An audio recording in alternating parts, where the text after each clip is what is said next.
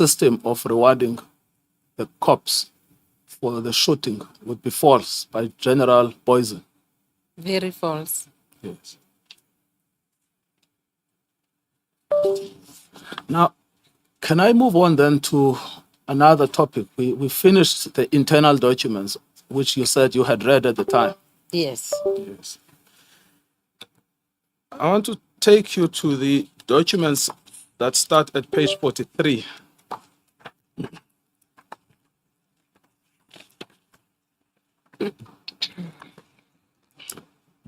Okay, I have it. Yes. Now, you would recall that yesterday or the day before, I can't remember, you gave evidence that Mr. the attorney, Mr. Shozi. I thought he was Slapani, Lapan is the name of the firm. or the attorney himself is Shozi. Yes. All right, I understand. So Slapani attorneys brought an application on behalf of Mr. Mkhize, Yes. in which Mr. Mkhize said, I have heard that my name is in a hit list Yes. and I want an interdict Yes. to prevent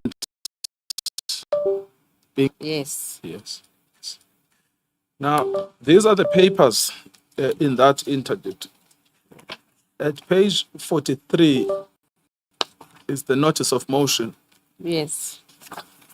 and the relief that is sought is at page 44. Yes. And paragraph B, Roman figure 1, speaks Yes. directly to what you said, Yes. where you said that it was an interdict against being killed, where you said that the respondents be interdicted from killing, injuring, threatening, harassing, or in any way intimidating the applicant. Yes. Yes. And then paragraph Roman figure 2, ordering the respondents to receive the applicant from his lawyers, thus effecting the warrant of arrest in the presence of the applicant's legal representatives. Yes. Yes. Now, which is also an extraordinary thing where a suspect says, I want a court to order that the police must receive me with my attorney, because that's what the police are expected to do anyway. It was out of desperation. Yes. Now, the fourth respondent in that application, who is he? Fourth respondent. Yeah, fourth respondent. Oh. It's Organized Crime Unit, SAPS. Oh, okay. Commissioner J. Boysen, Yes. Head of the Organized Crime Unit, SAPS KZN. So again, Major General Boysen is specifically cited. Yes, and he deposed to an affidavit Yes. to say Mkhize won't be harmed. Yes. Now, let's just deal with that. You say that he deposed to an affidavit. There is an answering affidavit Page 69. at page 69. Thank you.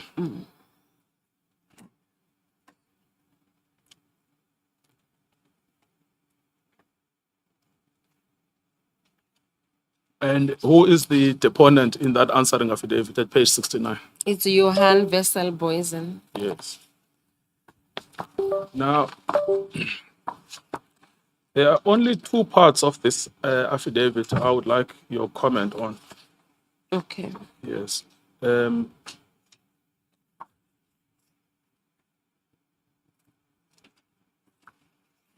The first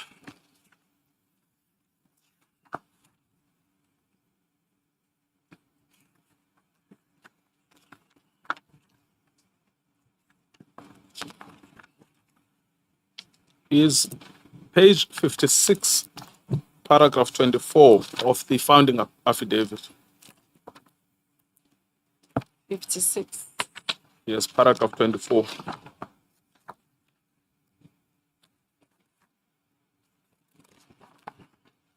Okay, I see it. Yes. Now, they are talking here about Moses Dlamini.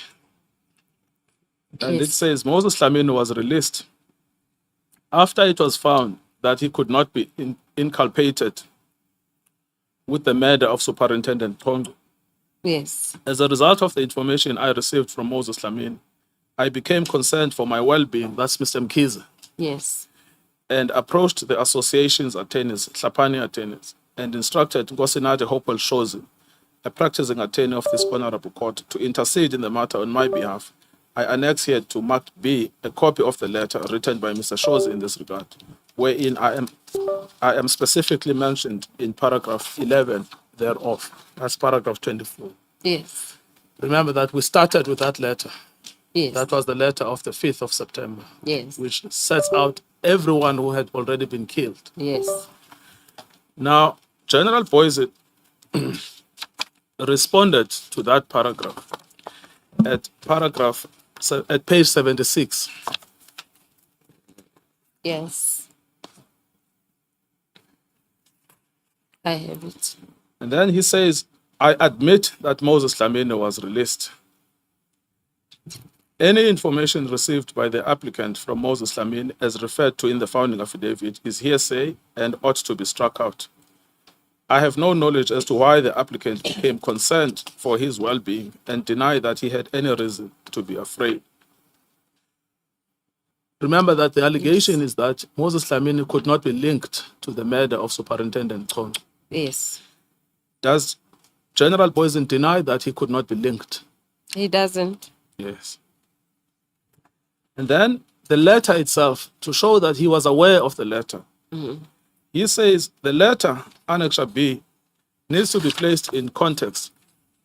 On 5 September 2008, Tlhapane attorneys addressed inter alia the provincial commissioner. A copy of that letter is annexed here to marked JWB1. This was responded to on 11 September 2008, a copy of which is annexed here to marked JWB2. Annexure B to the founding affidavit was then received. In any event, in the absence of an affidavit from the author of the letter, the contents thereof are hearsay. So again, it's clear that he is aware fully of the letter, and he was aware at the time it was received. Yes. Yes. Which means he knows the narrative of all of those systematic killings Yes. that were contained in that letter. Clearly so, yes. Yes. He also knows of the allegations of torture that were Yes. contained in the letter. Yes. He also knows that these were innocent victims of the torture and the murder. Yes. Yes. Then, if you go back to the founding affidavit, we were at page 57. Okay. Yes, I have it.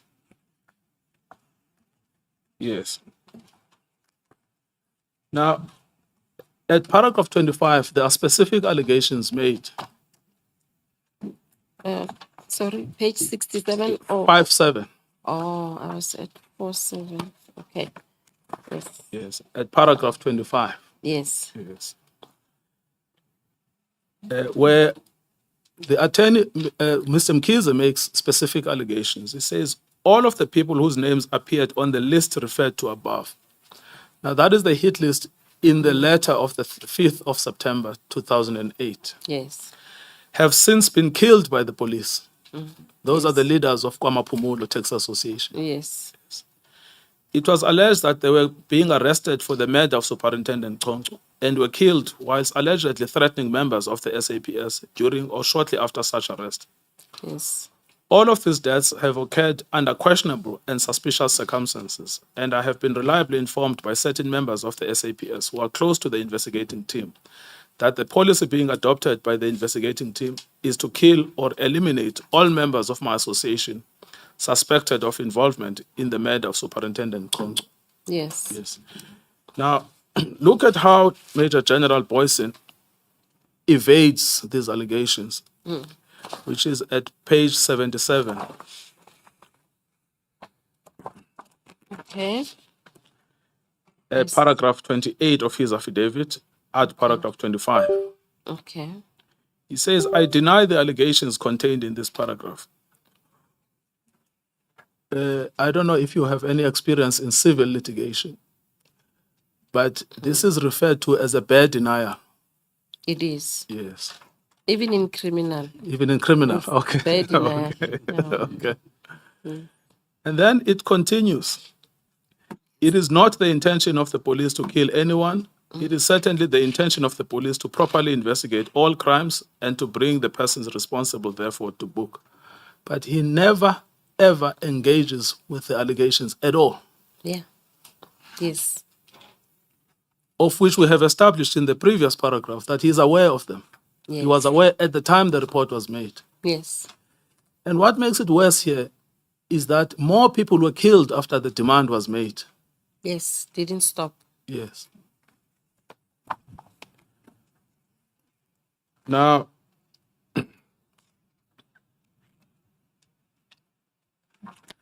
then there is also an allegation at paragraph 26. Now, you will remember that Mr. Kongo was used as a justification for these murders. Yes. And your evidence was that actually Kato Mano know who killed Superintendent Kongo. The Kato Mano members know who killed Superintendent Kongo. They know. Yes. In collusion with the members of the Stenga Taxi Association. Yes. Now, paragraph 26 addresses that point you've just made. Paragraph 26 of the founding affidavit. Yes. It says, I pause at this stage to state categorically that I was not involved in the planning or execution of the plan to murder Superintendent Kongo and was surprised as everybody else when his death was publicized. I was of the view that Superintendent Kongo was doing sterling work in order to arrest the violence and restore the situation of normality within the association's working environment. And his death was viewed as a great loss by me for this reason.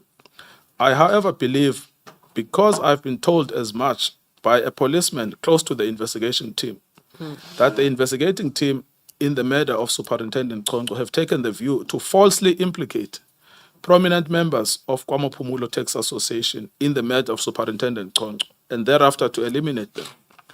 Rumor is that they have taken sides with the Stenga Taxi Association in weakening the KwaMaphumulo Taxi Association in the dispute. One of the methods employed in weakening KwaMaphumulo Taxi Association is to kill its leaders. Yes. Can you comment on that? It is as the witnesses say. Yes. Mr. Matonzi, Mr. Tiani, and the other witnesses who were even tortured themselves. Yes. They say there was a hit list of people who were supposed to be killed. It was given to Ketomena. After killing them, and then pick some pictures, like Bungizo Mhlongo was sent pictures by Mr. Mostert, who's one of the accused in the Ketomena, to say these are the pictures of Kopolotan Tulu and the other one.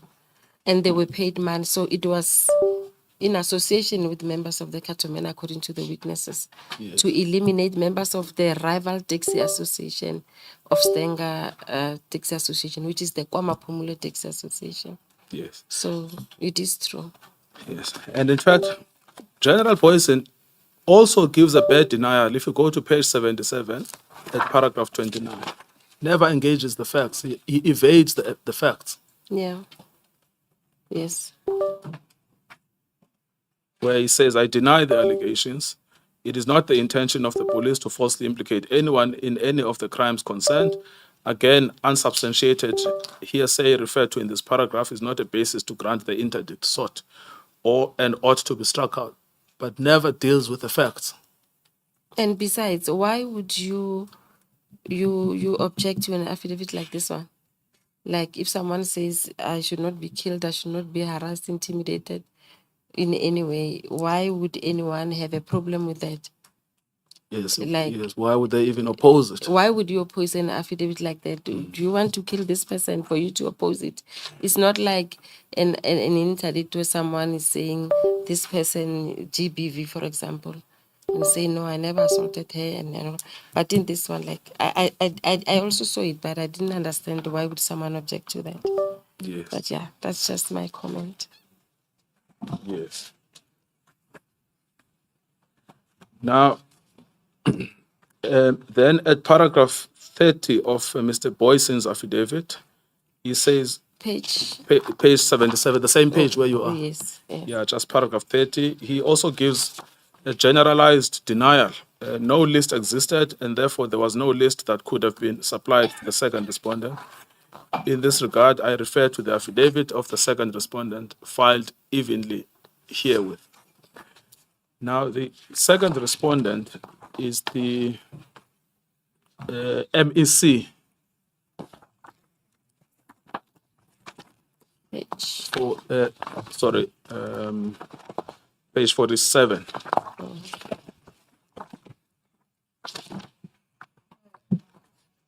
Advocate Toby, at page 77, paragraph 30, where he denies the existence of a list, he refers to the affidavit of the second respondent. Yes. Do we have that affidavit? No, Madam Chair, I actually looked for it because we had got these documents from the NPA, but I had looked for that affidavit.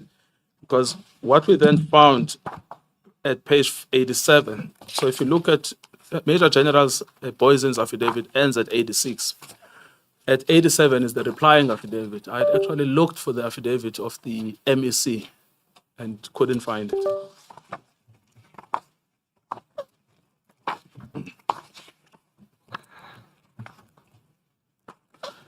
So this is something we would have asked for from the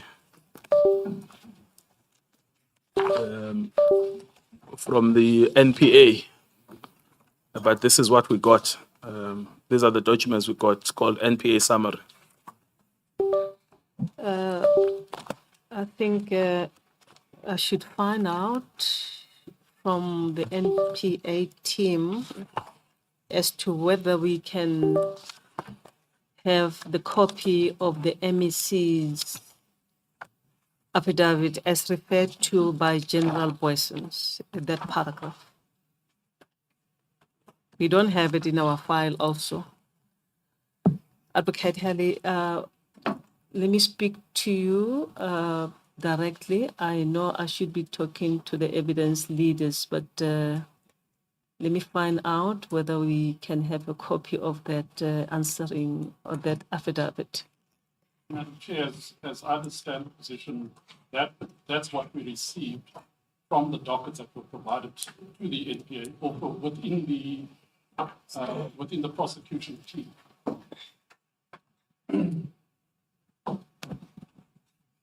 Thank you, Madam Chair. Yes. I'm not sure if this is on. Yeah, okay, yeah. Thank you, Madam Chair.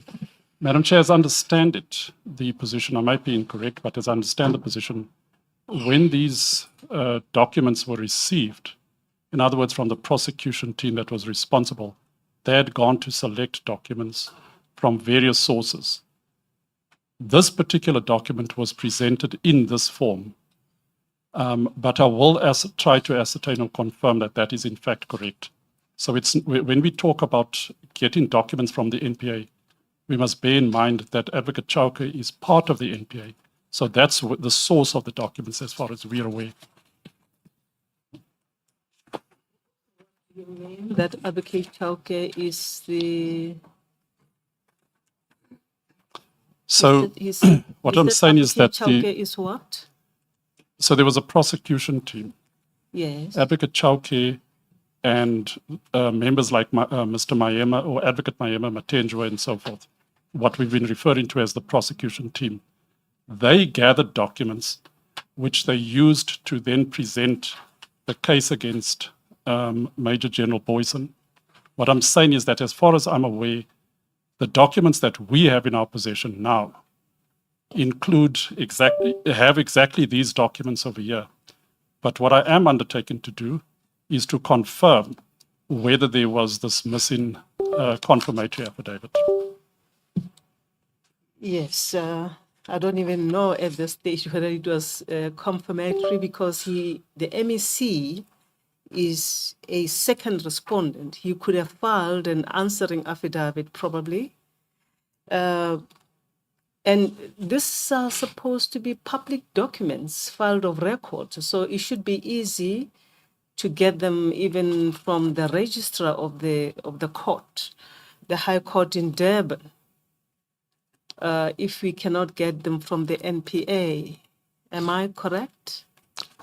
They ought to be, but we're talking about, I mean, someone can go and look for that, and I can give instructions to someone within the NPA to try and uplift the file. But you must bear in mind that according to the case number and so forth, this is a 2008 case number. But I will certainly make efforts to do so. But you agree that these are public documents? If the registrar of the High Court is approached, it will be easy to find these documents. I would agree that they're public documents. I'm not sure if I can agree that they would be easy to find. I'm not sure what the processes are in KZN, but certainly my own experience, for instance, in the High Court in Johannesburg or in Pretoria, is that these things are not that easy to find. But theoretically, it ought to be easy, but practice dictates otherwise.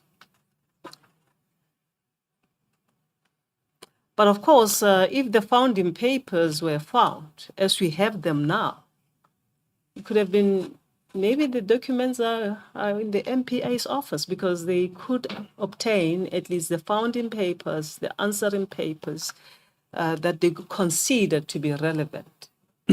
So we could search and check if the NPA can be of help. I'll certainly convey that to my client, Madam Chair. Thank you. Thank you, Madam Chair.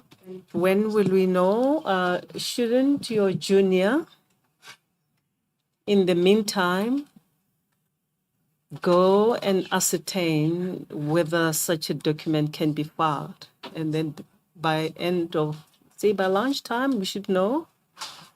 The junior can find out from the NPA solo, so that we don't postpone this matter when the witness is still under cross-examination, because she finishes today. We will not call her back here to deal with a matter that we can easily dispose of today. If your junior can assist, we'll appreciate that. You may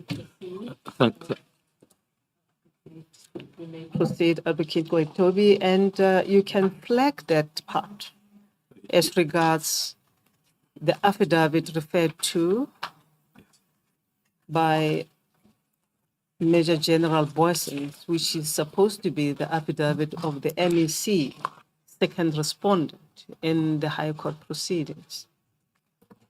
Thank you, Madam Chair. And then the second part then of the founding affidavit that I wish to refer you to are the specific instances of the murder that are mentioned in the founding. Okay. They start at page, under the heading, the killings, at page 58, Okay. at the bottom of that page. Yes, I see. And that's paragraph 28. That's the Ndimande killing. Yes. And Tembe, that is covered at paragraph 28 and 29. Yes, I see it. And then page 60 is the killing of Lindelane Buthelezi. Yes. And paragraph 32, the killing of Kopolota Ntuli and Gosinathi Mthembu. Page 61, the killing of Mdum Kize. Yes.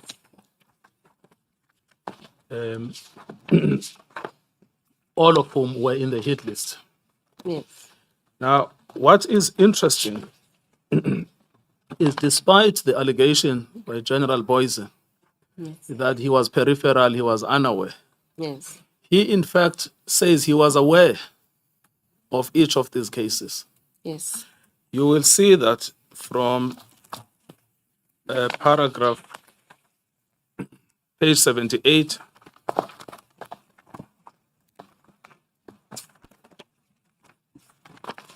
Yes. paragraph 31, that is where he deals with the killing of Ndimande and Tembe, Yes. and he repeats the police version that their lives were under threat. Yes. But nowhere does he say, I don't know what was happening. I was not present. Yes. Yes. As a matter of fact, Commissioner Brown in his statement, somewhere he's saying that Major General Boysen was the one reporting on the incidents, Yes. like showing intimate knowledge of the incidents. Yes. Now, the same thing with the killing of Buthelezi at page 79, paragraph 33. Yes. Yes. He again does not say, I have no knowledge of the killing of Buthelezi. He, in fact, provides a justification for the killing, Yes. which is the same justification. We attempted to arrest, he resisted, we shot him. Yes. The same thing at page 20, paragraph 34, with the killing of Nduli and Mtame. Page 8. Page 80, sorry, Yes. paragraph 34. Yes. Sorry. Yes. But that's the same defense in the killing of Nduli and Mtame. Yes. He does not say, what are you talking about? I had no knowledge. He, in fact, admits knowledge and Yes. gives a justification. Yes. Yes. The same thing with the killing of Mkhize, which is paragraph 35. Yes. Yes. Now, yesterday, you spoke of this interesting word that comes from the racketeering, from the poker, Yes. the definition of racketeering, which talks about a pattern, Yes. the similarity of the methods that have been deployed. Yes. We've just taken 4 instances that he admits he was aware of, Yes. and he provides a justification. Can you just speak about this idea of a pattern? It's about similar fact evidence Yes. to say racketeering poker allows prosecutions of, in racketeering prosecutions, it allows for the admissibility of similar fact evidence, Yes. where the similar type of illegal activities that are alleged to have been committed, for example, in the indictment, Yes.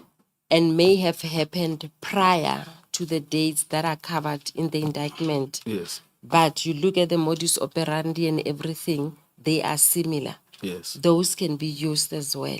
Yes. And it also shows and corroborates that those that are within the indictment really did happen, and shows the modus operandi that is being employed in the racketeering within the enterprise. Yes. Now, in the case of Major General Boysen, Yes. it's never clear to me what his defenses are. But if one of his defenses is lack of knowledge, can he actually sustain that defense in the light of his affidavit? He can't. Even Mr. Danikas in his statement says it was in 2007, a year prior to the date covered in the indictment, which is May 2008. He says there were a lot of things happening. And during the murder of one Jabulani in Umlas, they went there, he went there together, and he, according to Mr. Danikas, he had mentioned that this Jabulani will have a bullet planted in his head. And then they went to Umlazi. Indeed, Jabulani was killed. So he was aware. Even the Malvern one, where the 2 African males were in a garage, in a house in Malvern, he went there with Major General Boysen, according to him, where he alleges that Major General Boysen said they are not going to call the ambulance or the IPD. It was still called ICD. ICD. Yes. Yes. Until the second suspect also dies. Yes. Only after he dies, they will. So he's aware of all these things. And besides, if you are a manager, even though you were not even physically present at some of the incidents, if you see your members every time, whenever they have to go apprehend, apply legal processes, arrest suspects, every time suspects are killed, you don't investigate as a manager and say what is happening. Why are you not bringing any people to arrest and process legally through the criminal justice system? Why are all the people that you go out to arrest end up being dead? I mean, that's an obvious thing as well. Any manager is supposed and is expected to do that. Yes. Other than that, he was there at some scenes. He knows. Yes. Yes. Thank you. He made himself complicit Yes. in the conduct of his members. Yes. Now, it's the second time you've mentioned the Danikas allegation that Mr. Boysen said that Mr. Jabulani would be found with a bullet in his head. Yes. According to the statement of Mr. Danikas, that actually took place in 2001, not 2007. Oh, then it's my mistake. Yes. I thought it's 2007. No, Okay. it's just to correct that. But Oh. but the event you described is exactly the same that he describes. Oh, Yes. okay. Thank you. All right, thank you. Now, I would like to move from the answering affidavit. I think we've established that Yes. he is lying, Mr. Boysen, when he says he was unaware. Yes. He was aware and he provided a justification which, according to the NPA, is a false justification. Yes. Yes. Now, there were additional statements you referred to yesterday. There is one specifically that you mentioned, but you didn't go to the affidavit itself. It's at page 120.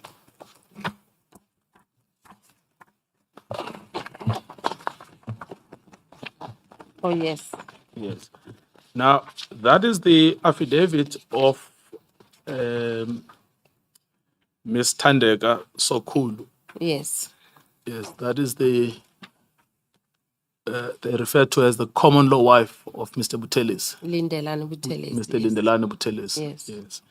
Now, just explain again what was the context in which you referred to this. My job now is just to show you that the affidavit exists. It's here. I don't remember which docket it is in, but they were brothers. One of the brothers was killed, while the other brother was covered with a washing basin on his head. Yes. And then after being covered with a washing basin on his head, the allegations are that his brother was shot and killed. Yes. So I was relating this to what Ms. Tandega Nompumelelo Sokulu said in relation to her husband, Lindelani Butelezi, during the night when he was killed by the police. Yes. She states that they threw a blanket over her head and then immediately they shot her husband. Yes. And immediately removed it after shooting him. So I was saying there's a similarity. It's also another pattern, modus operandi, but there's a similarity there as well as to how they operate. Yes. Even in another case where a son was killed in a room, the mother and the younger brother were just outside. Well, their heads were not covered, but the door was closed behind them. Yeah, like to remove people and then kill a person.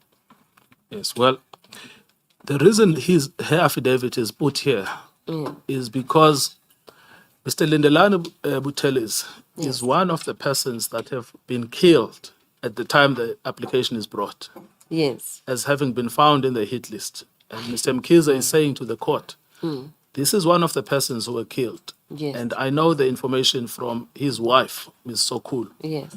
Mr. Boysen then says, this allegation must be struck out as hearsay because Ms. Sokolo's affidavit has not been attached. That is what he says in the answering affidavit. We just read that at paragraph 29. That is not true. Yes. Now, this is why then she then brings an affidavit in the reply to say, here is the affidavit. This is not hearsay, it happened. Yes. Yes. Now, Before you proceed, I'd like to have a look at paragraph 29 that you're referring to. yes.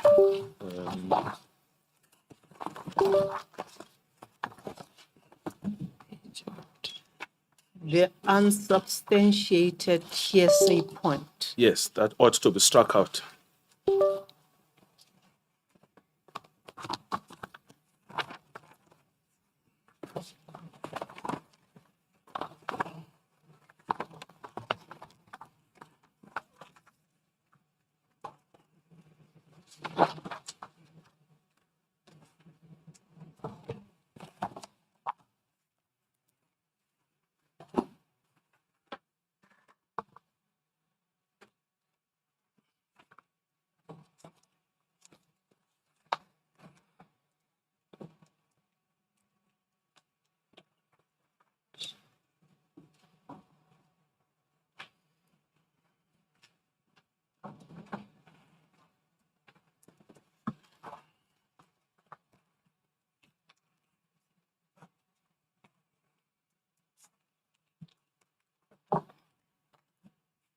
Now, the replying affidavit, I just need clarity here.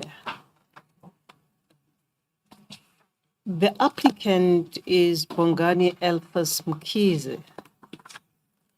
The replying affidavit, when you look at the tram lines,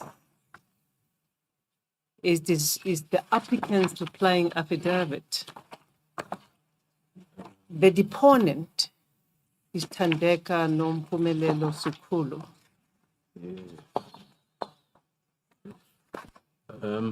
Madam Chair, I think that is an error because the actual replying affidavit is earlier. I think I saw it at page 86 or something. 87, yes.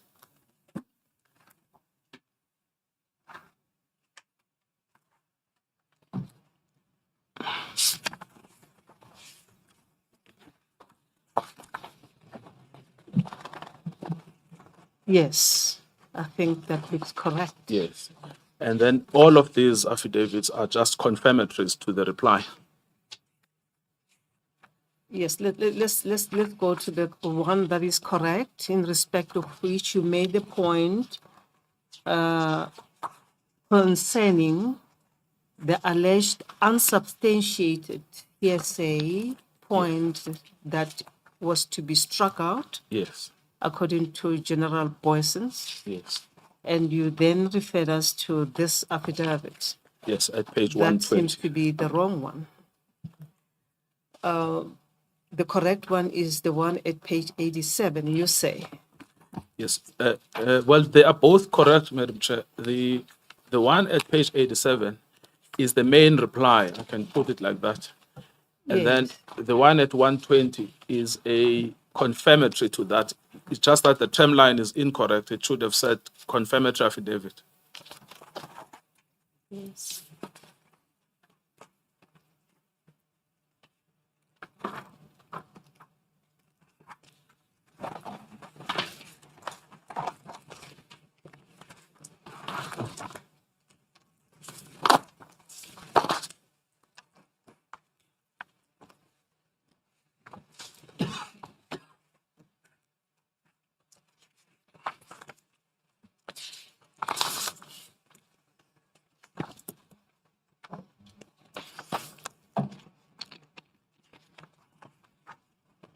Or supporting affidavit. If you look at the Yeah. one at 126, it's called supporting affidavit.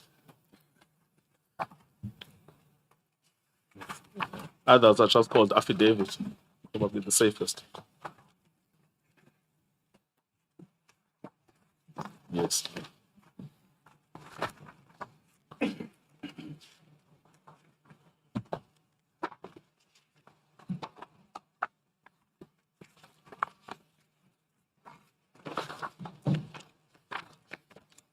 Yes.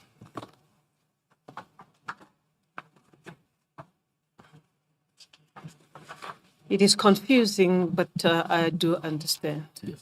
Thank you, Madam Chair. Advocate Noko, can we then go to the affidavit of Ms. Sokulu?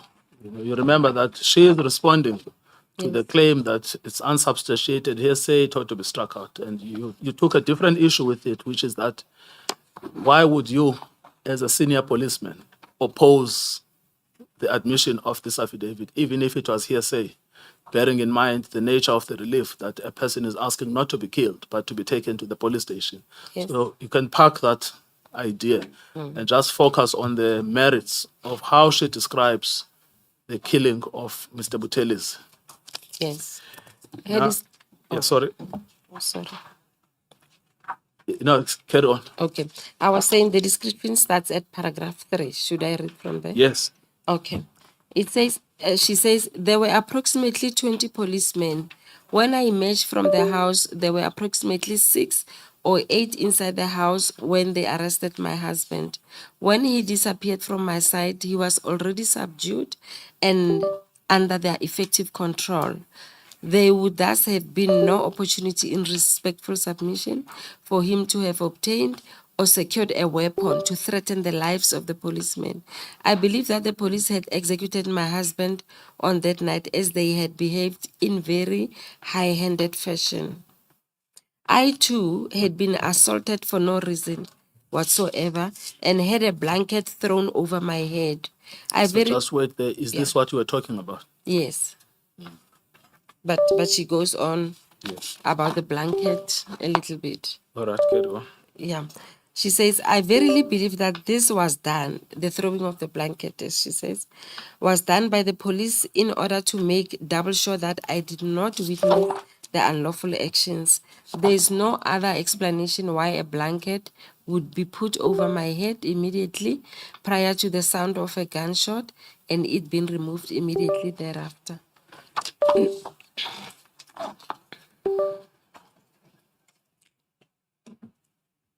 It is correct, Counsel, that when you have regard to paragraph 5 at page 122, just mention it so that it helps us later. That paragraph 5 refers to General Boyson's paragraph 33, Yes. where those allegations of unsubstantiated Yes. points are made. So, yes, she is then dealing with that aspect. I think the affidavit was then filed, among others, to deal with the specific part, Yes. as she refers to paragraph 33 of the fourth respondent answering affidavit at page 122. Yes. Yes. It's quite a lengthy rebuttal, Yeah. but perhaps we should deal with it because because it's important to explain, if not to the panel, certainly to the public, Yes. why Major General Boyson lied in his affidavit, according to Ms. Sokulu. Yes. She says, I wish to state categorically that the amendments contained therein, that is in Major General Boyson's affidavit, are false for the following reasons. What are those reasons? From Roman figure 1, right? Yes. Yeah. When my husband left my view, I was taken to an adjoining room. He had already been under effective control of the police, who were approximately 6 to 8 in number at the time. Number 2, she says, he was unarmed and was not belligerent or showing any signs of aggression towards the police up until the time he disappeared from my view. 3, shortly after disappearing from my view, a blanket was placed over my head. A gunshot rang out. My husband was unarmed when he disappeared from my view. Number 4, the fourth respondent avers in his reply that my husband resisted arrest and attempted to shoot at the members of the South African Police Services who returned fire in self-defense. Briefly, he was killed in exchange of fire. Number 5, my husband had not resisted arrest and was effectively arrested when he disappeared from my view. Any suggestion by fourth respondent that he had resisted arrest is false. Besides, unless he was there, page 23 is blank. No, it continues to Or to 124. 24. Yes. Okay, besides, unless he was there, his averment that police acted in self-defense is hearsay and ought to be struck out by this honorable court. Number 6, further, the reading of the fourth respondent averments quoted above, it appears that my husband would have fired shots at the police with his firearm. I would like to reiterate that my husband was unarmed when he was taken out of the room. Number 7, at the moment of removing my husband from the bedroom, all that the police were asking him was, "What is your name?" There was thus no reason for taking him out of my view unless it was for the purpose of killing him in circumstances where there are no eyewitnesses. Number 8, it is also impossible that within this confined space that exchange firearm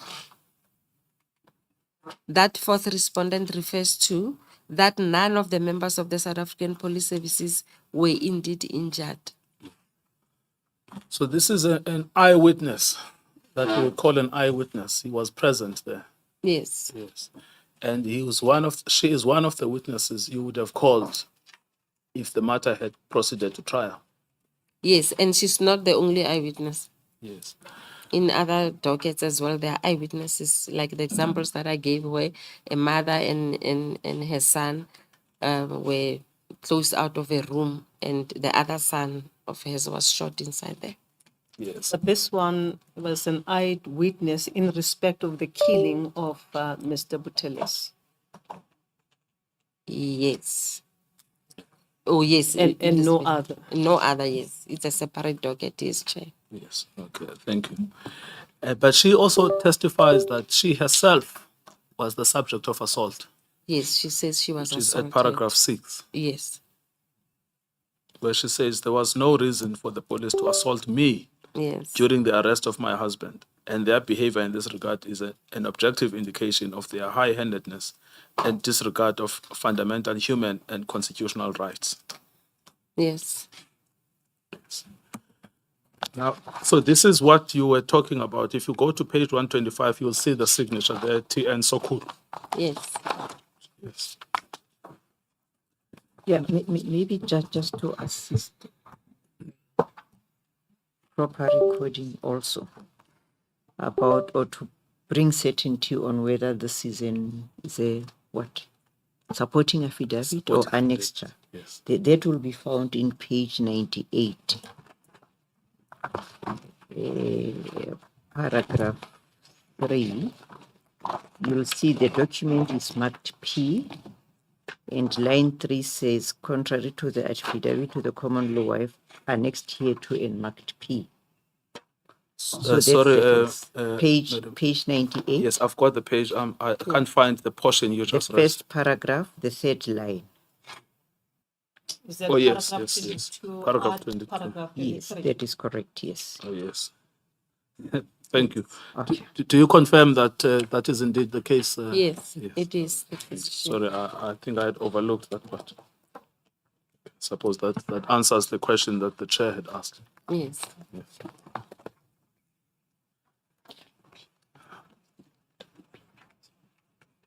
Yes.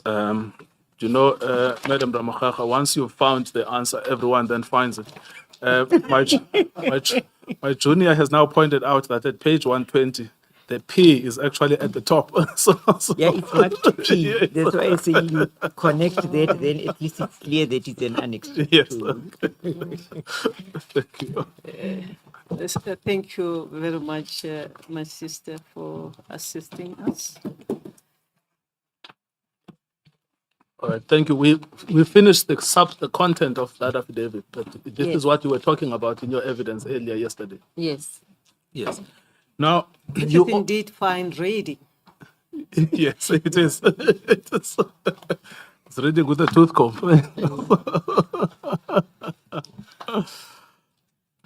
Thank you. I want to move on to another category of evidence. Okay. We've dealt with this substantially now. Okay. You also mentioned ballistics, Yes. where you said you were also relying on ballistics. Yes. Yes. Now, I presumed that you had read those ballistics reports yourself. Yes, I have. Yes. Now, the first ballistics report that we have is at page 126. Oh,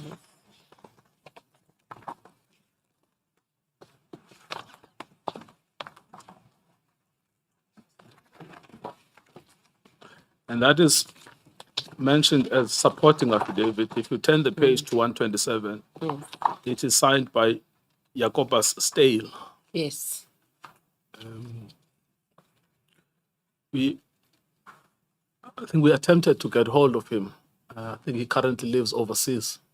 Oh, Yes. okay. But at page 127, paragraph 3, he explains the context in which he got involved in the matter. Yes. On 18 September 2008, I was instructed by Tlapane attorneys, Durban, by telephonic consultation with Mr. Nati Shozi, where he briefly gave me the background of a shooting incident which occurred along the N3 northbound, just past the Maryvale off-ramp. Yes. And then he explained the steps that he took to perform an examination over that incident. Yeah. Yes. Now, the actual report starts at page 131. Can you see that? Yes. And the assessment of the bodies that were found is at page 137.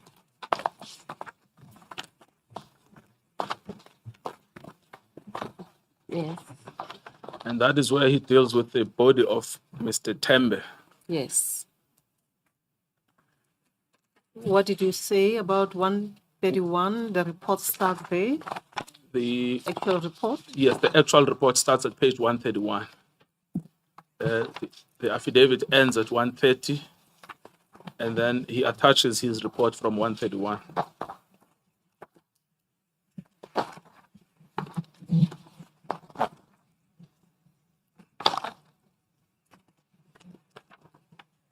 And then the examination of the injuries on the body starts at 137. That is Mr. Tembe.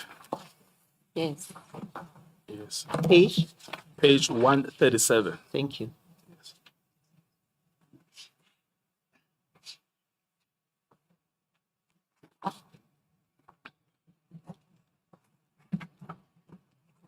Now, I want to just go to his conclusions that are at 138. There are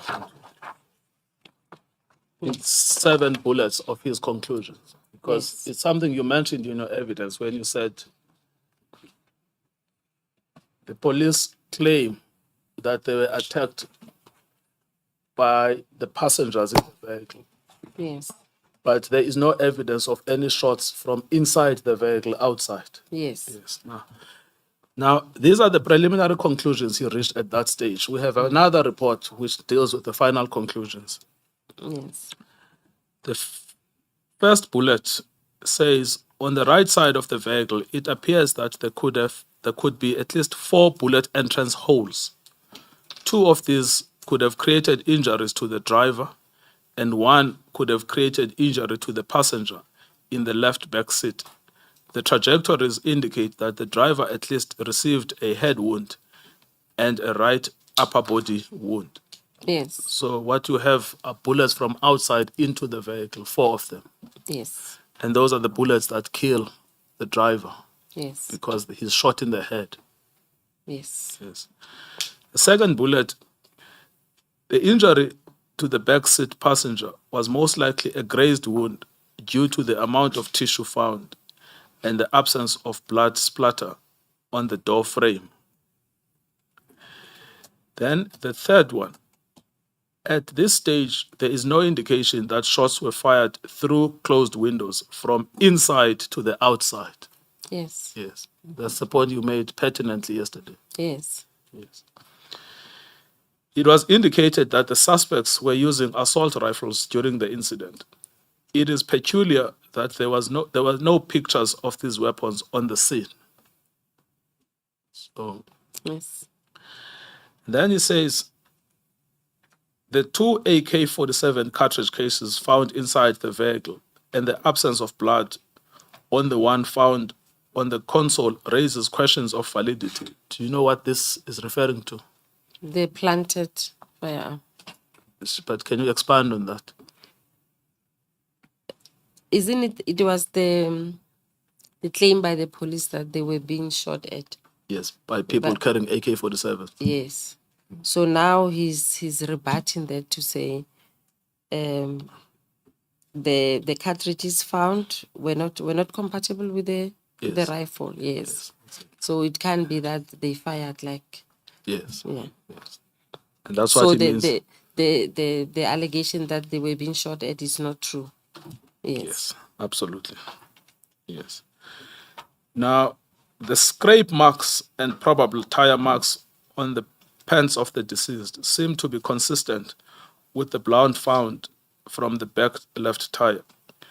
The blood drags marks on the scene, the abrasions on the deceased body, and the broken right wrist indicate that the deceased was most probably fell out of the vehicle, breaking his wrist, and was dragged by the vehicle for some distance before becoming untangled.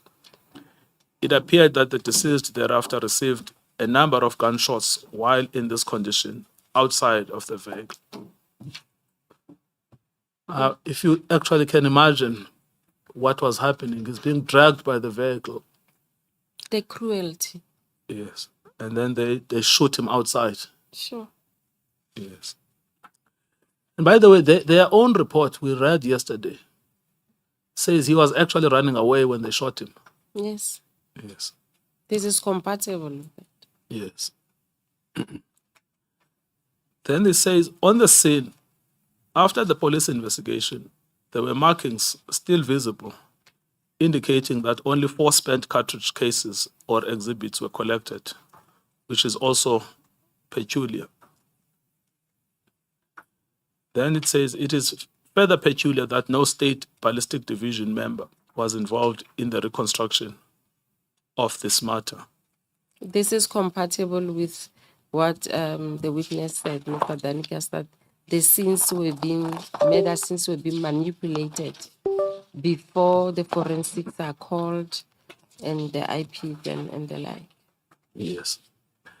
Now, this is the scene, the reason why this is so important. This is the actual scene that Major General Boyson started, supervised, and then came to clean up. Yes. Now, Mr. Stale at the time, was he one of the experts that you were relying upon? Yes. Mr. Jacoba Stale, Captain Mangena, Yes. those were the 2 prominent ones, yes. Yes, we saw another report from, I think, Mr. Naidu, Oh, yes, there could have been that as well, yeah? but yes, that was in relation to the killing of the young boy, Kwazindlovu. Kwazindlovu. Oh, yes. But it was a joint report between Stale and Naidu. Oh, yes. Yes. Yes. Now, you see, the reason I've taken you through this, you see, what is puzzling is they first talk about the poker and say, well, poker has not been established. And then this is a straightforward case of murder. Yes. Yes. And in this panel, we have never been given with any justification why the murder case was not proceeded with. If they feel that Section 21E and F have not been established, which is also not true. Yes, why not proceed with the murder then? Yes. Yeah. And we know that Mr. Boyson, Major General Boyson, was initially charged with 2 counts of murder. Yes. Yes. Now, could I then move to the third feature of this? You remember that you spoke about witness statements. Yes. Now, that's apart from the expert witnesses. I'm Yes. talking now factual witnesses. Non-expert witnesses. Yeah, non-expert witnesses. Yeah. Kaden Kaitovic, if I understood you correctly, they say that it is murder, but it was never proceeded with. Yes. And then you again say Major General Boysons was charged with murder. Yes. So are you suggesting that despite the fact that he was charged, that case was never proceeded with? Yes, it is one of the cases that were withdrawn by the Director of Public Prosecutions, Madam Advocate Harrison. That's what you mean. That's what I mean. Thank you. And in this inquiry, we've never been given a justification why the murder case was withdrawn. The 2 counts of murder. The two counts of murder As were part withdrawn. of the 5 predicate offenses. Yes. Yes. Yes. Now, I was going to move on, but I thought perhaps before I do that, it's just to put an end to that application that was brought by Mr. Shozi. Yes. So the outcome of that is at page 151. I beg your pardon, Council. Back to that point of withdrawal. The withdrawal of the murder charges, was it at the same time with the withdrawal of the racketeering charges? No, Chair, it was not. Advocate Batoyi withdrew the racketeering charges, the 2 counts. And then Advocate Elaine Harrison withdrew all the other offenses. The including predicate ma- offenses? Yeah, predicate offenses and all other offenses in respect of the other accused persons. Do you perhaps, Council, have an indication or pages where such withdrawals were made? Where, because I'd like to look at the dates. First, the withdrawal of the racketeering charges by Advocate Batoyi, when precisely? The one by Advocate Batoyi is at SB 4229.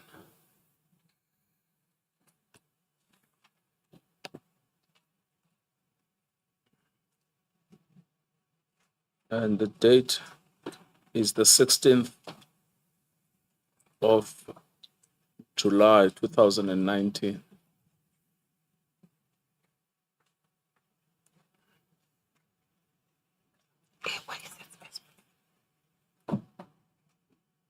It will be at SB?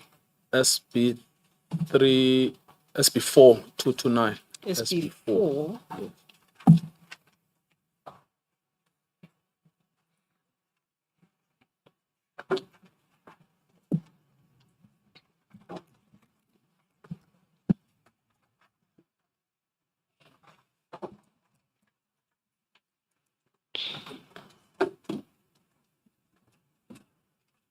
Nine. 229, yes. 2 to 9.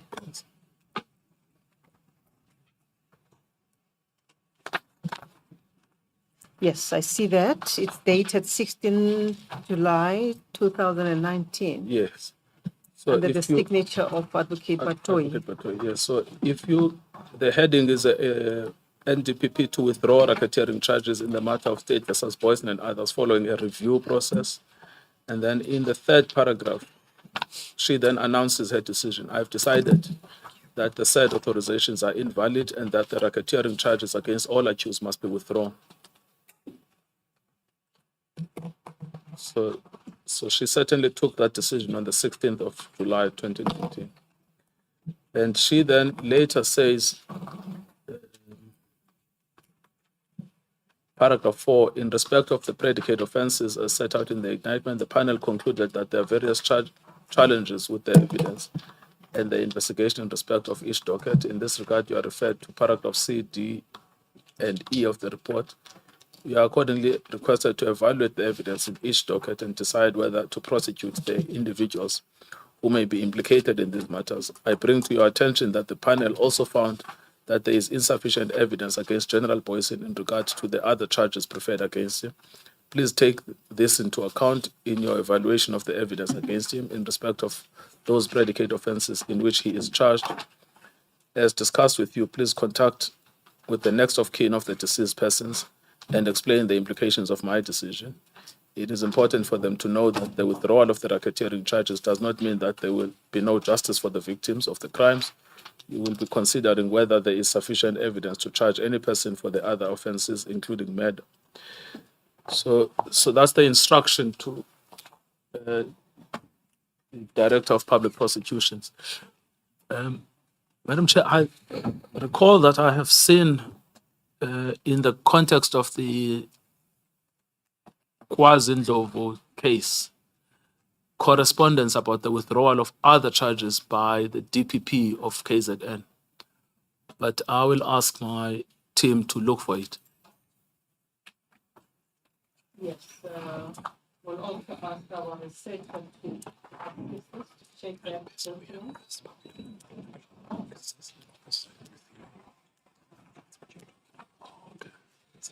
We'll also check, we'll ask our researcher to check the withdrawal of those predicate offenses by Advocate Harrison, Yes. the document. Thank you, Madam Chair.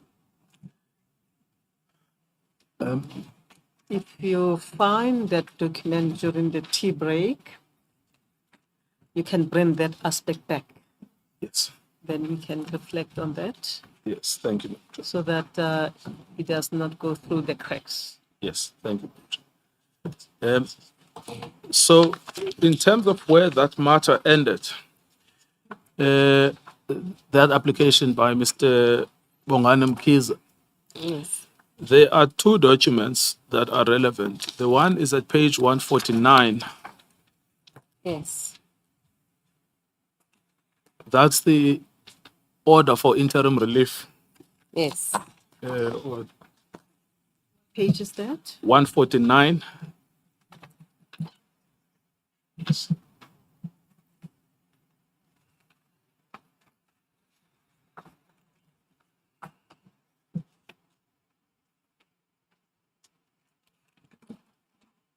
So there was an order given at page 150 on the 5th, on the 21st of October 2008, Yes. Let's see it. where the respondents were interdicted from killing, injuring, threatening, harassing, or in any way intimidating the applicant. Yes. So, which was the same order that Mr. Mkhize wanted. Yes. Yes. Now, that order returned to court on the 14th of November 2008 for final relief, Yes. which you see at page 151. Yes.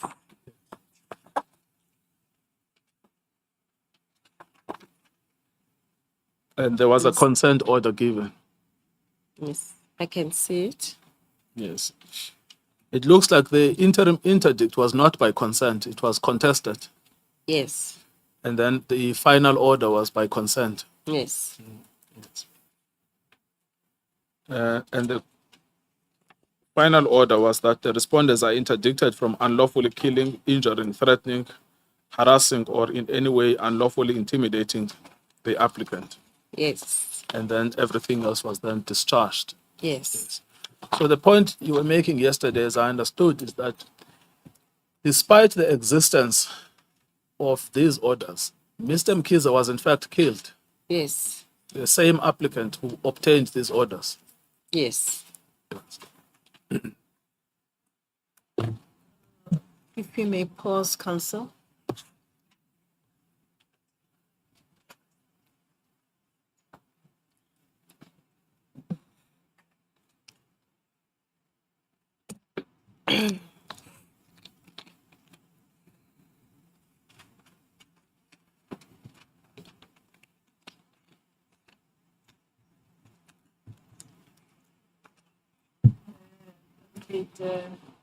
Great, Toby, I'm going to request that we pause. I'm going to request that we pause and take an earlier tea break. We will reconvene at 11:25. You can hold on there. We will adjourn until 11:25.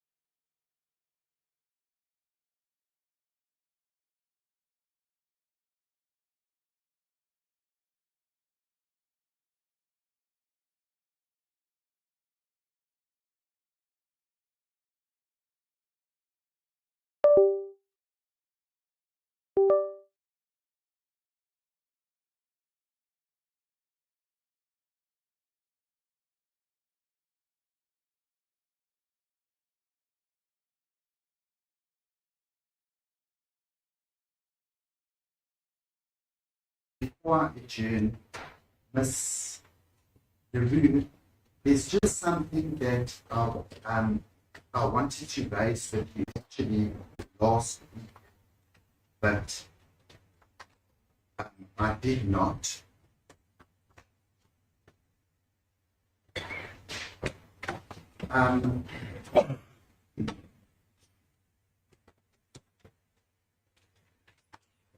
If one looks at the indictment, on the first page, there is the count of conspiracy to commit murder. There are 2 counts. On number 2, there are 11 counts of attempted murder.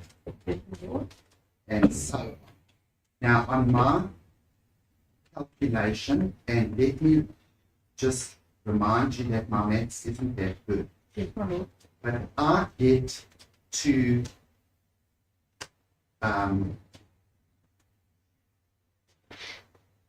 I get to 24 counts. However, when one reads further in respect of each incident, there are 25 counts. So there's something wrong. I haven't looked at that one. Please do. And it's not because of the alternative in certain of the accounts. If you add them up, they come to 24 counts. But in the body of the indictment, it refers to 25 counts. Thank you for pointing out that. That was the one thing. And it was just another thing that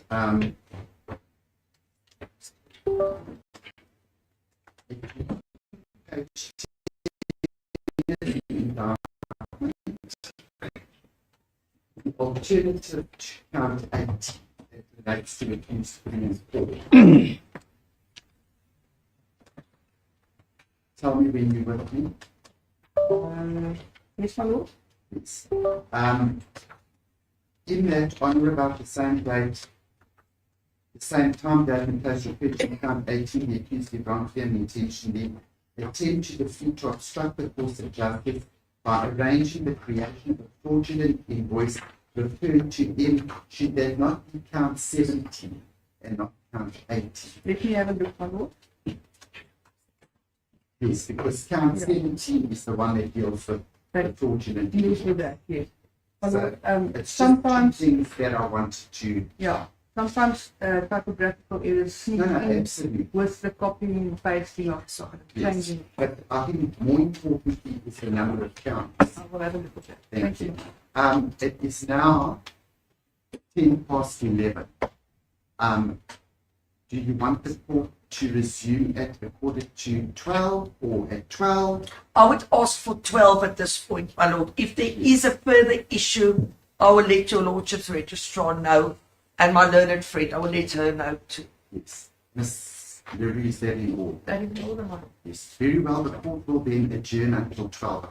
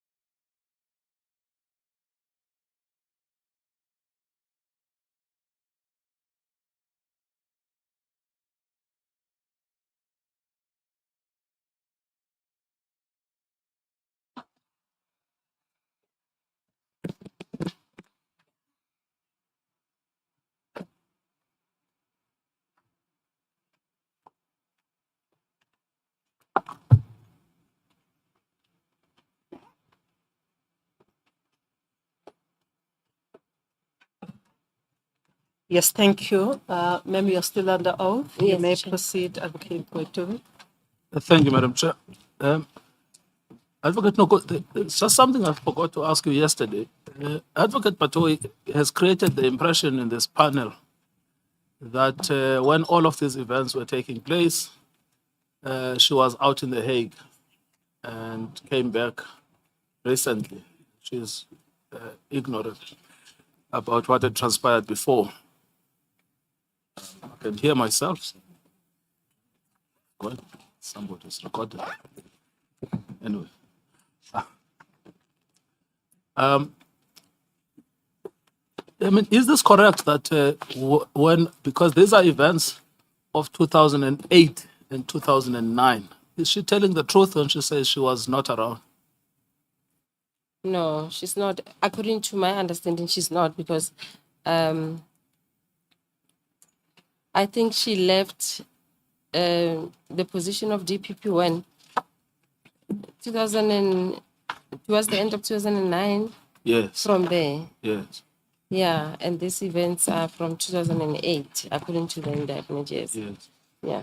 And for the most part of those events, they were sent to inquests that would have been that would have been overseen by her as the DPP. As the DPP case at then, yes. Yes.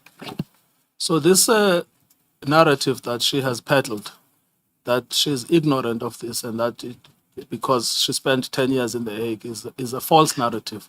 I don't agree with it. Yeah. Yes. Now, before we broke, we were still dealing with the evidence of Mr. Stale, Yes. and I had intended to take you through to the factual statements to address the control element beyond the participation element. But Sorry, you had just dealt with the interdictory reliefs at page 150 yes, and the final relief at 151. yes, Madam Chair.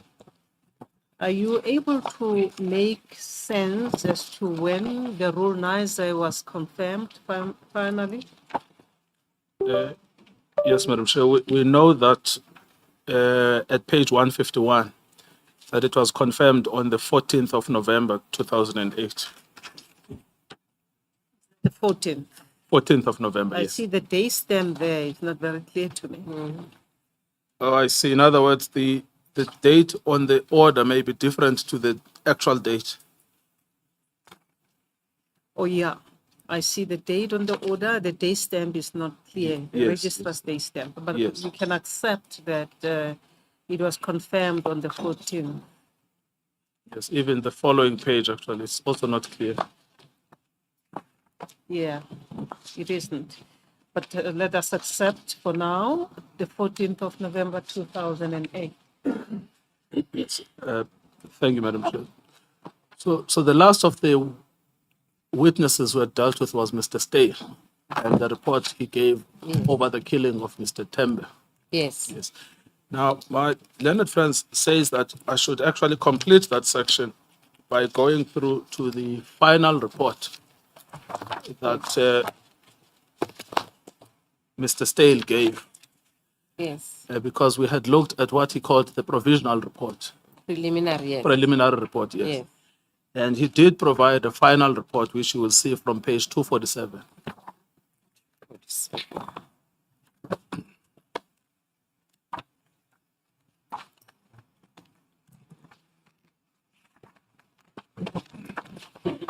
Yes. And just to confirm, you had both of those reports at the time you were considering the matter. Yes, I did. Yes.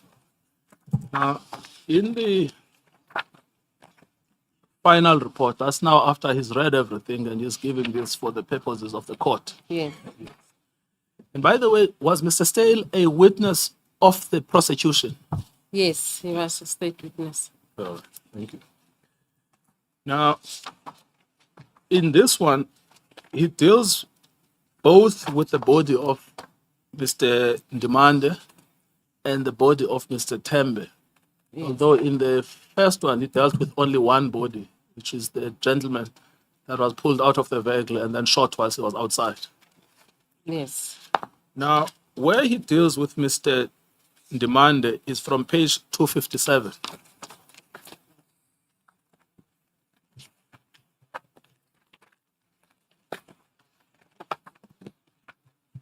Yes, you can see there. Yes. Now, these are the observations of the killing of Mr. Ndimande under the heading Post-Mortem Report, Yes. which was conducted by Dr. Naidu, where the deceased is, it's spelled as Majoela, but we know this to be Magojela, Timson Yes. Ndimande. Yes. And then under item 1, it says an entry gunshot wound on the right side of the neck below the jaw with an accompanying exit on the left temporal area above the ear. There was also a bullet recovered from the skull. This trajectory is from the right to left and upward. Now, that's the right side of the neck. And then going up. Yes, and then it's also going up. Yes. Now, just on that description, how is it possible that these people were being attacked? Exactly. Attacked from the side. It doesn't make sense. And then they produce photographs there, which you will find those photographs in that report are reproduced at page 278. Madam Chair, I have our attorney here just to show this blown up because they are not clear from the report itself. Yes.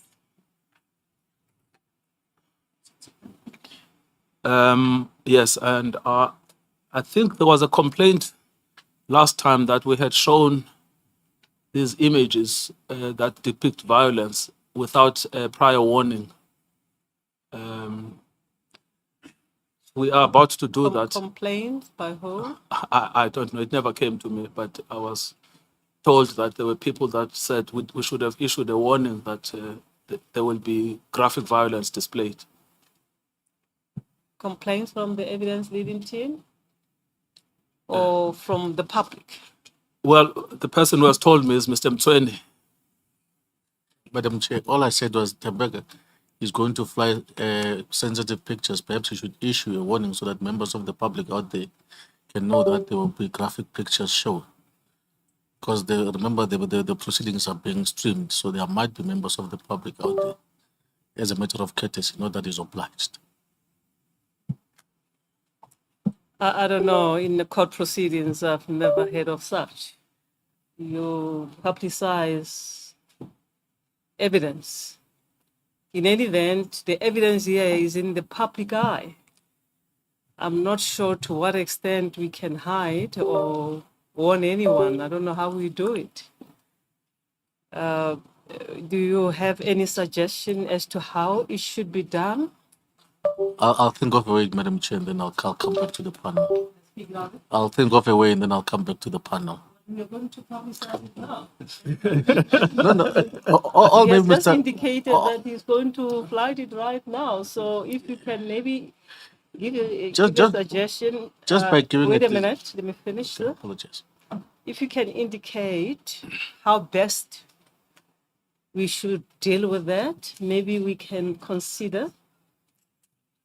Perhaps, Madam Chair, just to issue a warning to say there would be just a statement to say, well, warning to sensitive viewers that we're about to publish graphic photographs. Simple as that, so that at least whoever is watching knows that graphic photographs are going to be streamed. That's enough. That's how they do it on the media, anyway. This is not a media. This is Then in that, quasi-judicial proceedings. in that way, Madam Chair, then I would not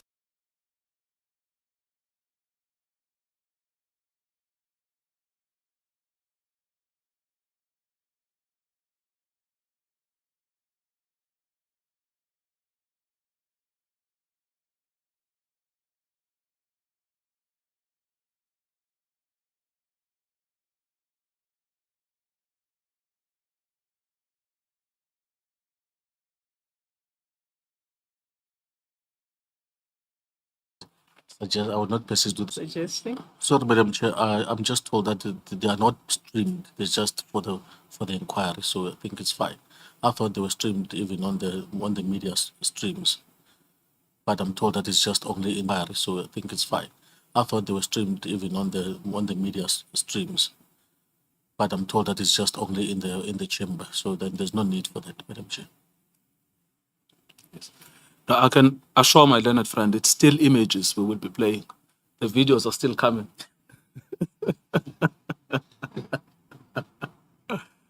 But today it's only still images. If I may try to assist, whenever you are about to stream something that might be of a sensitive nature or shows gross violence, you may preface it with a statement that we are whatever we're going to show now might be sensitive. And you leave it at that. People will just decide to watch or not to watch, but we can't hide stuff from the public. Thank you. Thank you, Madam Palomer. We shall endeavor to do so. On the images, the better copies of those images, I think the one you have is black and white and it's also unclear, will be Yes. at page 278. Yes, that's it. You can see that. And photograph 22. Yes. Yes. Now, 21. and that is what is referred to at paragraph 1, see photographs below. And then the next one is at 279. Yes. Yes. Yes. Now, if you just stay at 279, you will see there where the blood flows from the neck, but at the back of the neck.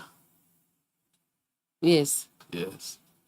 I will come back later to see the trajectory of the bullet.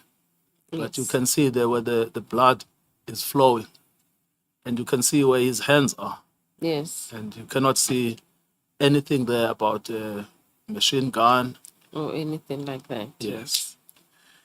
You're Now, referring to photo 23?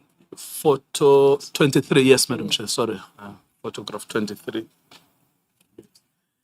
Now, the reason why that introduction is necessary is what the expert says after in paragraph 2. He says, an entrance wound behind the head with an accompanying exit wound on the left neck.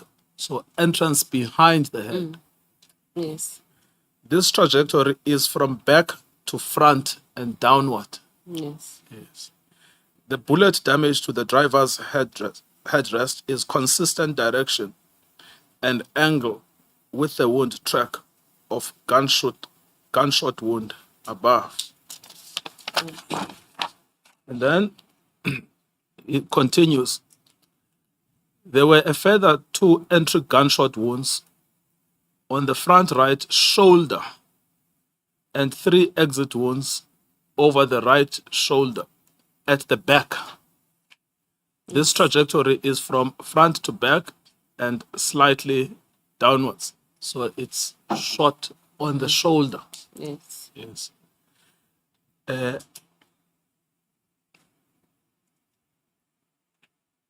Now,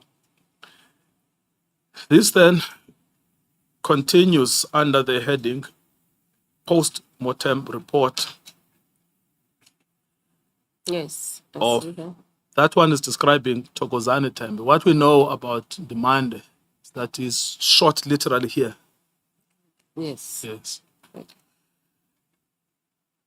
And when they describe Tembe, they say the deceased was Busiso Thokozani Tembe. There are no post-mortem photographs to assist in determining the general wound ballistics. However, it appears from the described wounding, as well as the abrasions on his arms, shoulders, and left back, as accompanied to the photographs, that the deceased was dragged by the vehicle. He was found on the scene behind the vehicle. The doctor noted the wounding. See photographs below. Remember the narrative of General Boysen and his people in the affidavit Yes. He said so himself in the affidavit, was that the police retaliated after they were being shot. Yes. Now, we know that they shot this man from the back. They shot Mr. Demand from the back. Yes. Yes. And then on Mr. Tembe, we know that he was running away when they shot him. Yes. Yes. And then the way it's described under item 1, there are photographs there. Those photographs, I think, are at 276. So Yes. photo 17 and 18. Yes.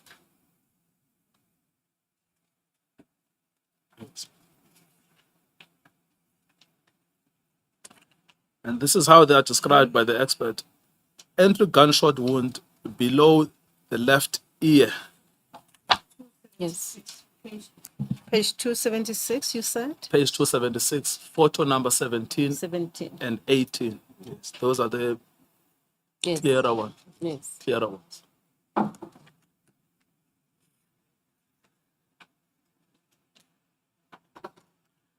Now, when it says below the left ear, that is almost at the back of the head. It is. Yes. With an accompanying large and gaping exit wound below the right ear. So the bullet came from the left and they exited on the right ear, but it was all in the back of the head. Yes. Yes. Sorry, don't leave us behind. Where is the narrative? It is paragraph 1 under the photographs. If you go to page 258, 258. yes, and paragraph 1, they've got the two pictures which are not clear on the narrative but are clearer on the photo album. Yes.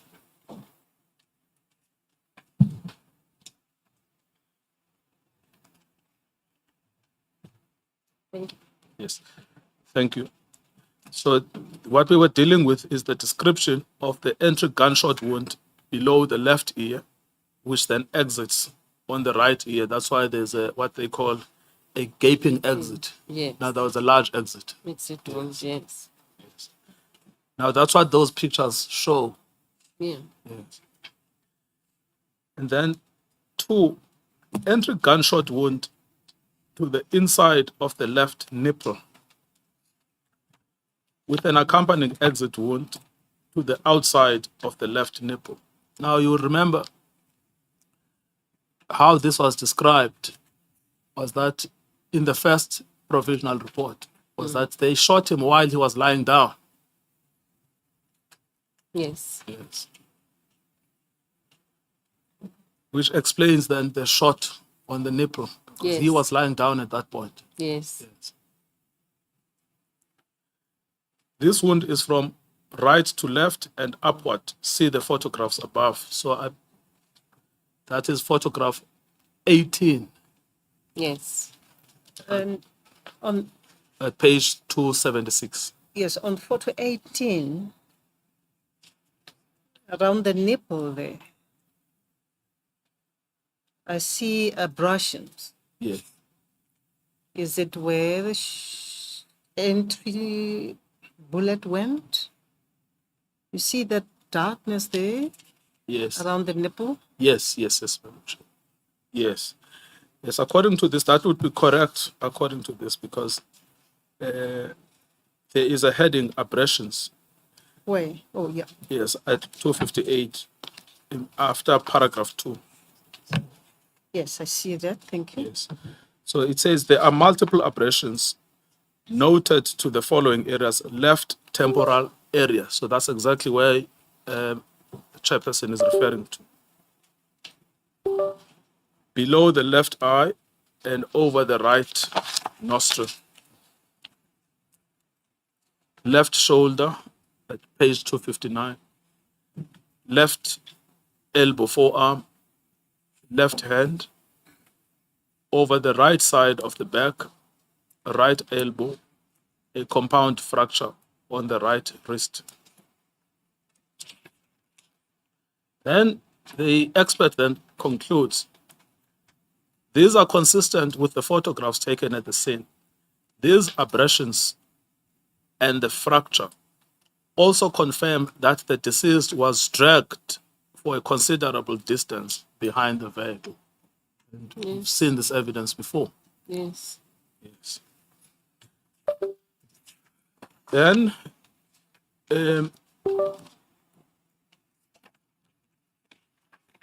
if you then skip a page and go to page 260, Yes.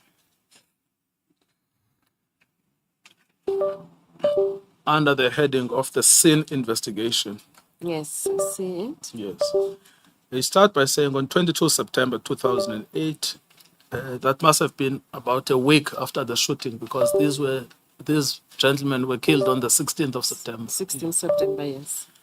I visited the scene plus minus a kilometer after the Maryvale off-ramp on the northbound N3 highway. Yes. The green marks left by the police as well as the blood were still visible on the road surface. I took photographs and measurements of the scene. The blood drag mark on the road surface was 27 meters long. 27 meters. That's the blood drag. That shows the distance that this gentleman was dragged, that Mr. Tembe.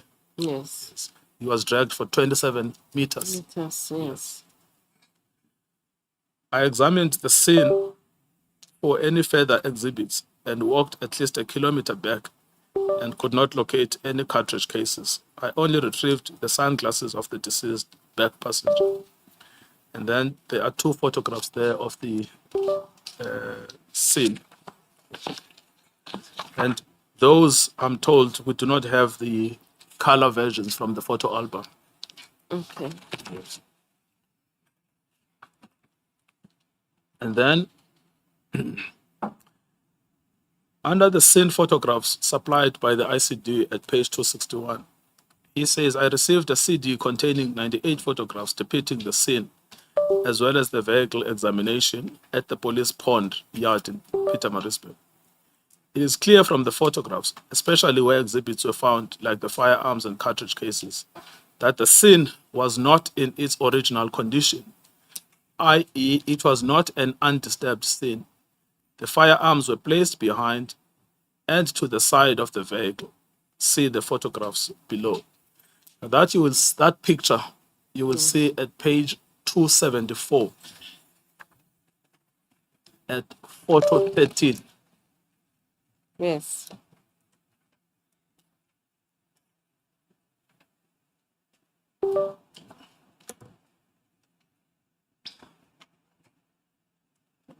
So let's just deal with the first part where he says they interfered with the crime scene. Yes. Now, you remember that this is where Mr. Poison was personally present. Yes. Yes. And is this why he was charged with defeating the ends of justice? Yes. That is the reason. Yes. Now, it then says, the narrative below the picture, it appears that the cartridge cases found inside the vehicle were only photographs the next day when the vehicle examination took place at the police pond yard. Now, there was not photographs on the 16th, but photographed on the 17th. Yes. Yes.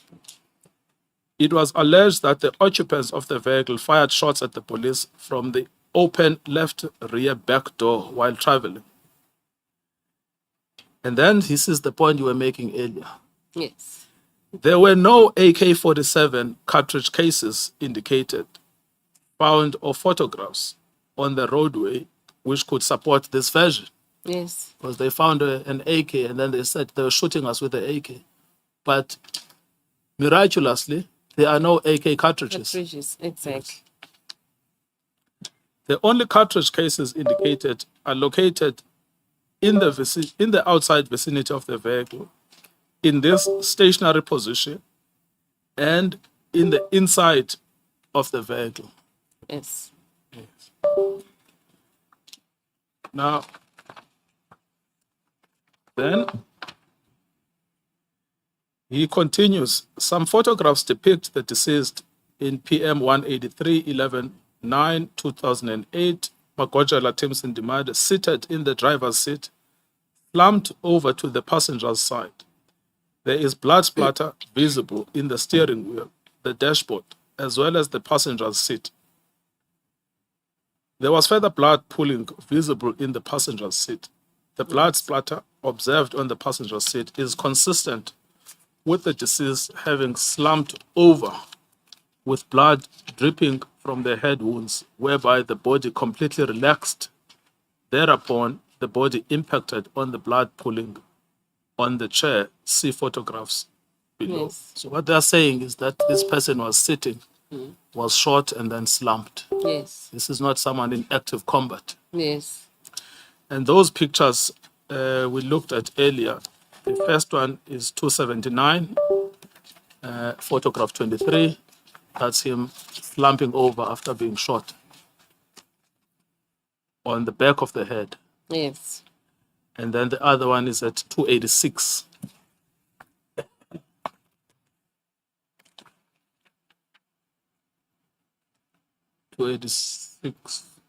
That's for the blood spot. Yes, that's for the blood spatter. So that's 286. I think it's photo 37. Oh, yes. Page 2 286. to 86. Photo 37.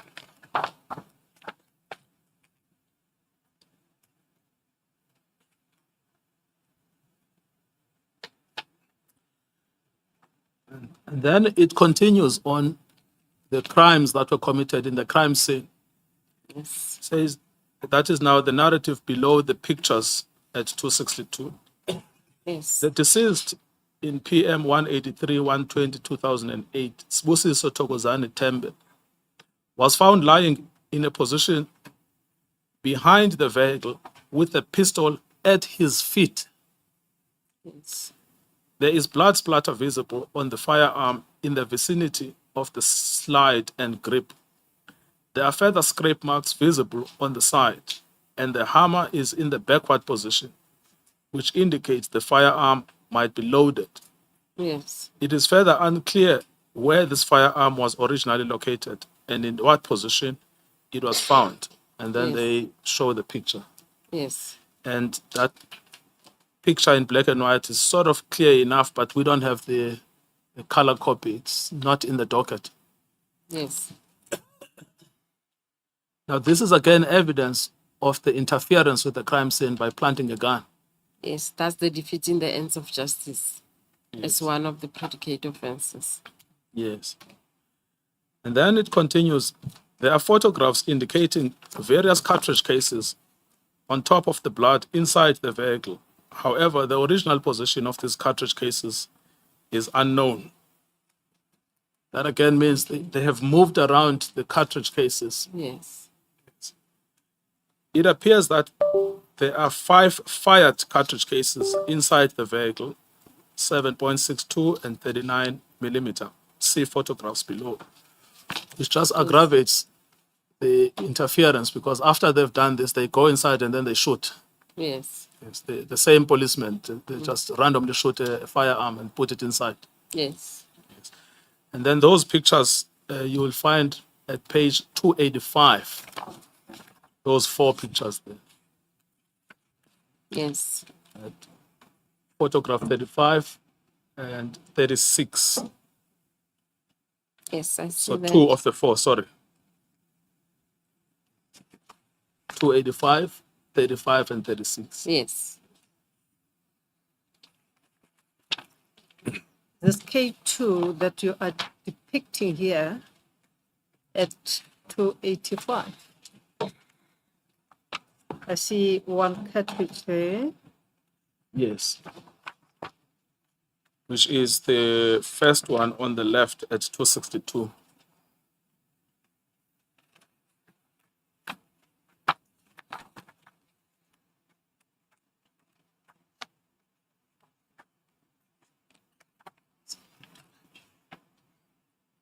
Yes. Just go back to 2. Yes. At page 262, Yes, I it's see. K1 and K2 actually. Yes. Yes. K1. K1 is the one on the left at page Yes. 262. And K2. K2 appears to be the one at the bottom, in the middle. Yes. Yes. And Mr. Ramukhale says the other two are difficult to match. I have to accept his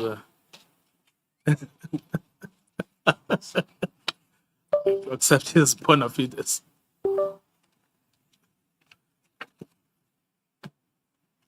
So we only have the K1 and K2. I think, In Madam your- Chair, we have all of them, but the problem is that they are so dark. It's so Even on the screen. yes, but we have the clear pictures on the screen. I think what he is struggling with is matching them because he can't actually see those dark pictures so that he can compare them clearer with the because they could also be K5 and K4. They could also be they could be K4. They could be K5, which are the closest when you look at them. K4 and K5 is at 287.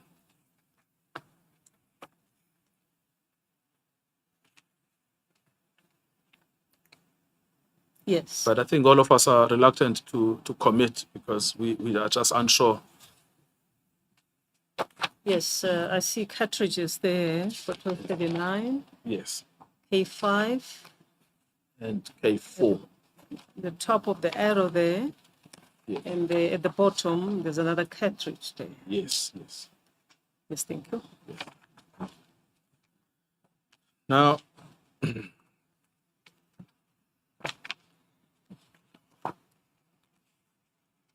And as regards the narration by Mr. Stein, where are we as regards this depictions? yes, the narrative there is at 262 in the last paragraphs, yes, where he says the cartridges have been put on top of the blood splatter. That's the first thing he makes. Yes. Yes.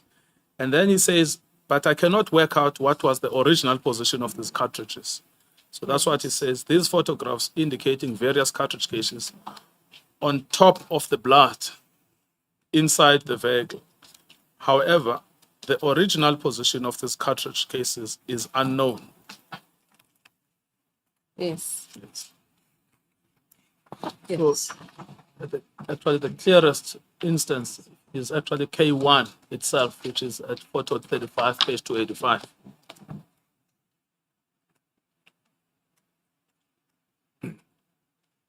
So that you can see that it's a bullet superimposed on a blood splatter.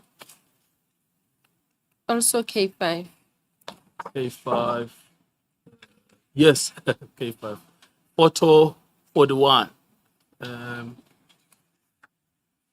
Yes, 41 at page 288.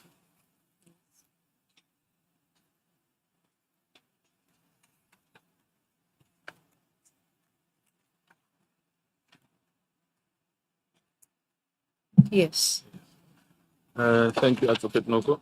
I think that observation was well made. And then he then comes to the conclusion of all of this. We have done with the images. Thank you. He then comes to the conclusion at page 264. Yes. Now, this is on Mr. Magojel. Yes. Yes. The inside bullets says, based on the information available to me at this time, it is my opinion that the deceased was Magojela Timson Demande. The deceased was the driver of the vehicle. There was an entrance wound and associated exit wound on the top right shoulder, of which the trajectory most likely continued through the right side of the neck, below the jaw, with an accompanying exit wound on the left temporal area above the ear. There was also a bullet recovered from the skull. This trajectory is from right to left and upward. So it's actually shot on the side, which is totally consistent with someone driving a vehicle And being shot. Yes. or sitting in a vehicle, even if they're Yes. not driving. Yes. And then, which is probably the most clear instance of an ambush attack, is the last one. Yes. There was an entrance wound behind the head with an accompanying exit wound on the left neck. So they shot him from the back. Yes. They were truly ambushing him. Yes. This bullet trajectory most likely followed a path through the back right rear passenger window and through the headrest, resulting in the above wounding. So that explains why we have those 4 bullets shot from the window outside into the vehicle. Yes. Yes. We've dealt with the 3rd, 4th, and 5th bullet under the section of the narrative. Yes. Now, the same or similar narrative appears in relation to Mr. Tembe. If you turn the page to 65. Yes. Yes. And the first bullet, which is the 2nd paragraph, says there was an entry gunshot wound from below the left ear with an accompanying large and gaping exit below the right ear. So that it's shot in the ear from Yes. back to back on the side. Yes. Yes.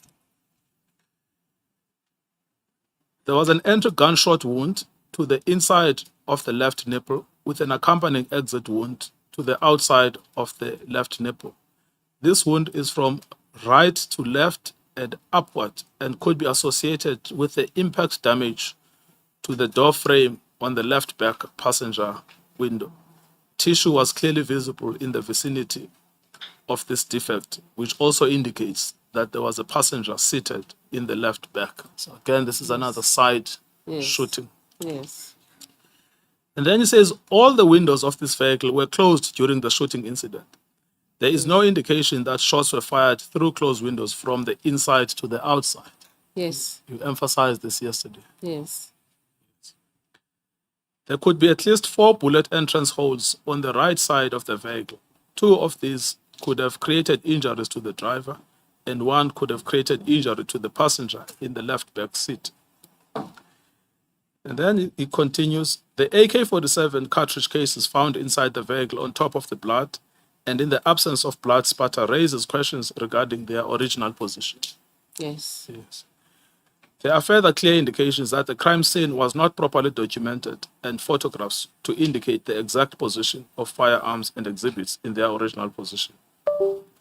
Yes. Then he deals directly with this allegation of exchange of gunfire. He says it was alleged that there was an exchange of gunfire between the occupants of the vehicle and the police while traveling.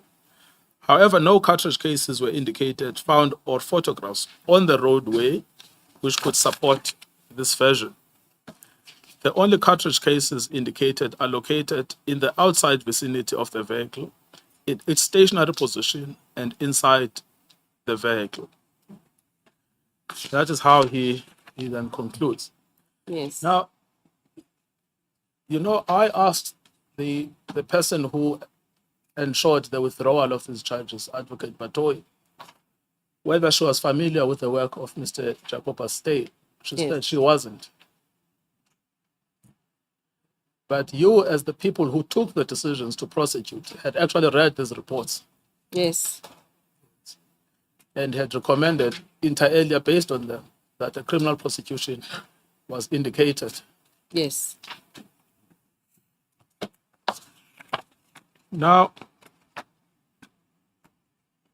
that's in relation to Mr. Ndimande and the direct participation of Mr. Boysen, Yes. contrary to his consistent narrative that he came to the scene afterwards.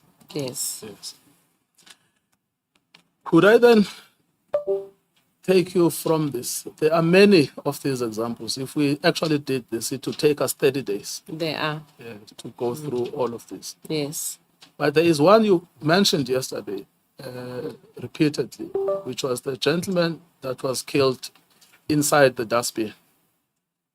The Mbonambi, Yes, that was Mr. Mbonambi. Devon North Docket. Yes. Yes, that's the David North Docket. Yes. Now, I'm not going to go through that docket, but I just want to briefly go through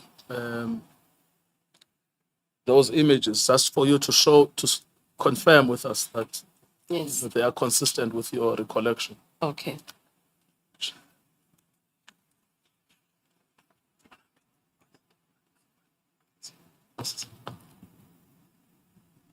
Oh, yes. Which picture?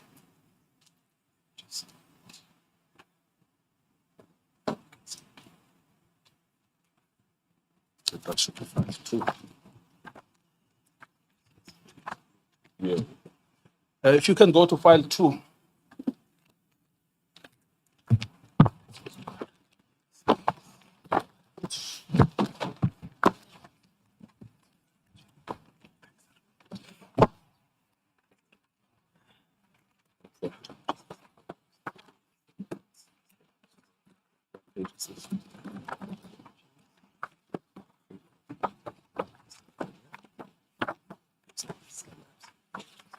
That's what the one with the accident. Yes, actually not. Okay. All right. So I need you to have file 2 and file 3 in front of you. Before you proceed, still at the conclusion of Mr. Stein at 266, what do you make of the fact that the expert says it is surprising that no ballistic examiner was called to a scene such as this in order to perform a ballistic reconstruction? Who ought to have called a ballistic examiner? The police should have called the ballistic experts, the forensic experts, and everyone, Chair. And also, then it shows it consistent with what Mr. Danica says, that the crime scenes were being manipulated before the forensics are called. So when the forensics get called, the scene is already mixed up, then they'll come up with something that is not correct, accurate, because the scene was manipulated. But it is the police, the first ones at the scene, they shouldn't touch anything. They're supposed to call the forensic experts. In other words, it would have been a futile exercise, even if the ballistic examiner would have been called, because there was, according to you, a tampering with the scene. You Yes, understand what I'm saying? yes, unless maybe a thorough examination was done, like how Mr. Jacob Stale did, not just taking pictures. Because I think Mr. Stale was referring to pictures of the scene as it originally was. Yes, but my point is, we know now that a ballistic examiner was not called to the scene. Yes, And you are saying, ordinarily, the examiner should be called immediately before or after the shooting, before any tampering. yes, And I'm asking you, it follows that it would have been a futile exercise to call an examiner, a ballistic examiner, post the tampering. exactly, yes, Chair. It would have been.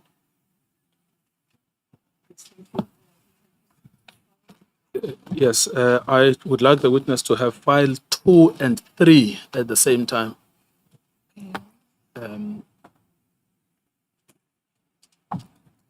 So if we are on file 3, the report of Mr. Stale is at 227 of file 3.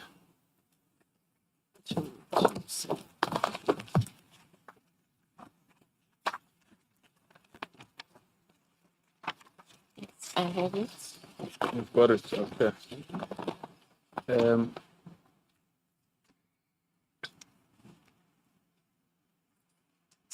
Yes.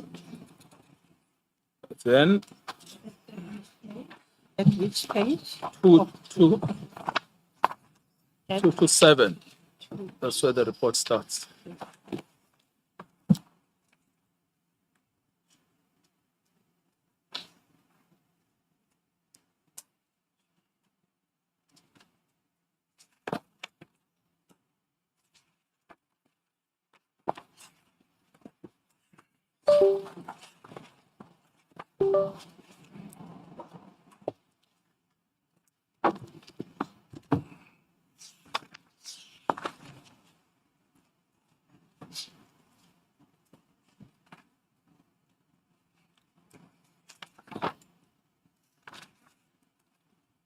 Yes. Now,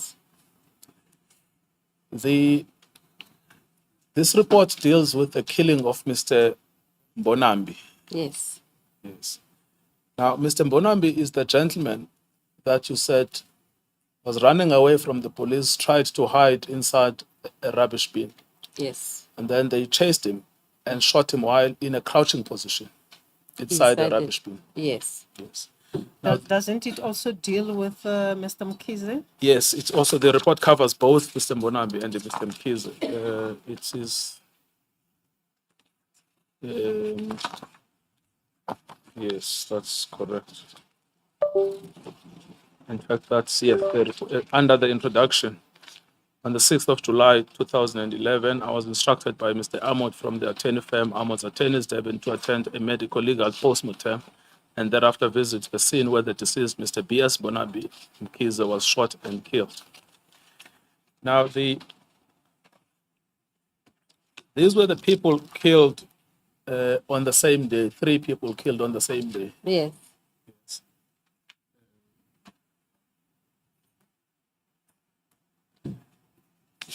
What I would like you to do is to go to page 233, Okay. just to look at the description, and I'll compare that with the actual images we have of that scene, which Okay. I have no Yes. doubt you considered at the time, Yes. because that's why even without the pictures, yesterday you could rattle off these facts from Yes. memory. Yes, because I read this. Yes. Now, at page 233 of file 3, Yes. there is a summary of the wounds that were sustained by the deceased. Okay. And that is the last paragraph under the heading wounding. Yes, I can see it. He says the deceased sustained the following major wounds. This Mr. Mbonambi. Mr. Mbonambi. Yes. A high velocity, unstable bullet gunshot wound to the right side head with a fracture of the skull.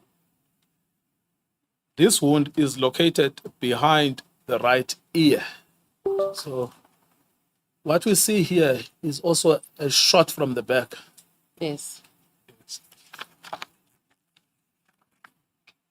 Now, unlike what we saw in the previous case, at page 234, they say there is no associated exit wound with this entry wound.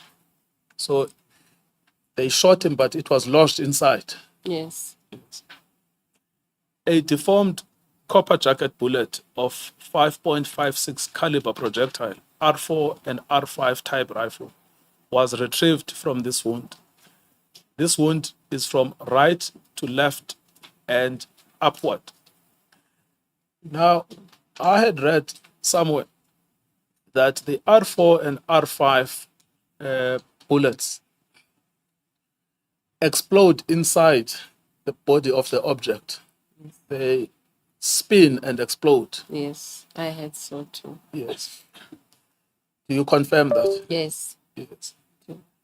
Now, the reason why it's important to know the nature of the gun that was used Yes. is to know whether it is true or false that there was an intention to apprehend or an intention to kill. Yes. Yes. Now, if you use a 5.56 caliber projectile, which spins and explodes inside the body of the victim, I mean, what is the most sensible interpretation of that? To kill. It's to kill. Is to kill, yes. Now that nature of that, the R5 bullet is it appears in the report by Mr. Stale in Yes. relation to KwaZulu. They killed a 16-year-old boy using an R5 bullet. Yes. Yes, Who was asleep? yes. Then in paragraph 2, they say a high velocity, unstable bullet gunshot wound through the neck. The trajectory was from right to the left. Yes. This wound is consistent with a 5.56 type projectile wound fired from an R4, R5 type rifle. Yes. A high velocity, unstable bullet gunshot wound through the right shoulder. This trajectory is downward. So, in other words, it's from the top downwards, Yes. shooting him on the shoulder, Yes. and is consistent with a 5.56 type projectile wound from an R4, R5 type vehicle. A deformed copper jacket projectile was removed from the wound track of a 5.56 caliber. Yes. For a high velocity unstable bullet gunshot wound on the right upper front chest wall. This trajectory is from right to left and is consistent with a 5.56 type projectile wound fired from an R4, R5 type rifle. Copper jacket bullet fragments were found consistent with a 5.56 caliber. Basically, it's the same conclusion at 5 and 6. Yes. Now, this is what was found. These bullets are shot from top to bottom, but Yes. they are also lodged inside his body, Yes. and there is no exit for them. Yes. Now, if we then do a comparison of the actual scene of the crime, we will find that the photos appear from page 435 of file 2. Okay.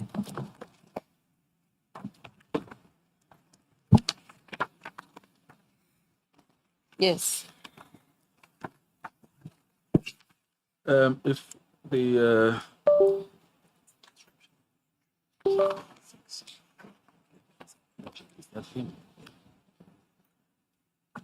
page 1, page. Okay, let's start with this one. So let's just start with those that were found on the scene of the crime at page 435.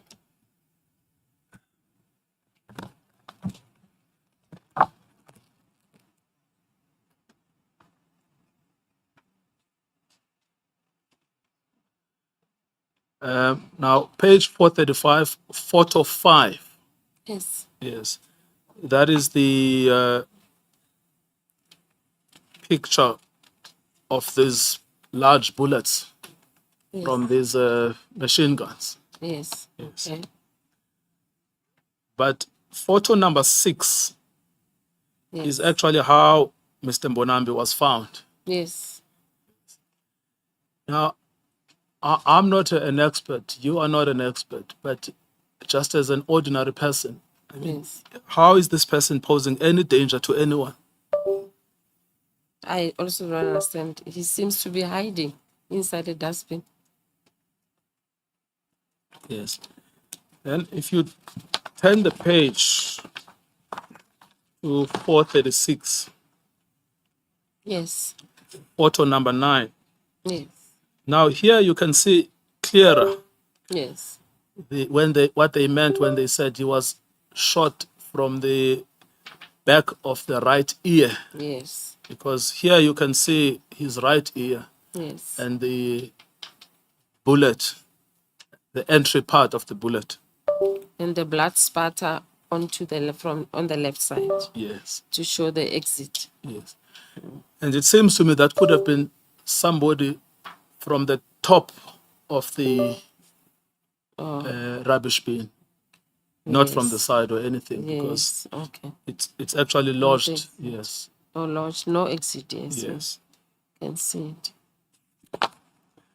Now, the same with photo number 10, Yes. because remember that they found an entry on the right shoulder Yes. and another entry on the back of the right ear. Yes. Yes. Which is clearer now in photo number 10. Yes. Yes. If you then turn the page to 437, photo number 11. 11. Yes. Yes. That's it. So you can see the danger of this bullet. Those are the bullets that spin and explode. Yes. Now you can see the explosion here, Yes. that it actually ruptures the flesh. Of it's the victim. Yes. Yes. There is one that is still necessary to see clearer, but these were the pictures at the scene of the crime. Yes. But he was then taken to a mortuary where his body was cleaned, but his wounds are more visible there. So if I can take you to those.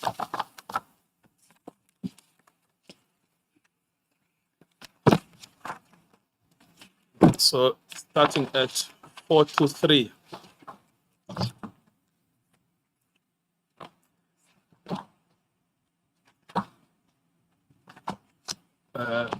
Photo number 5.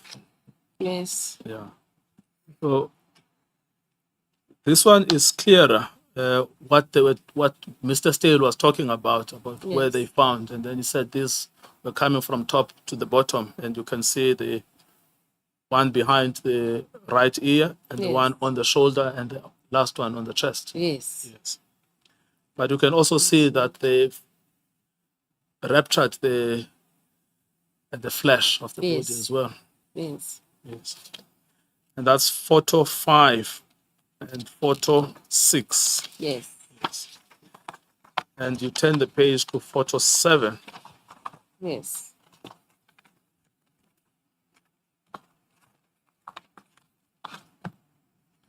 I use 423, 423, and then 424.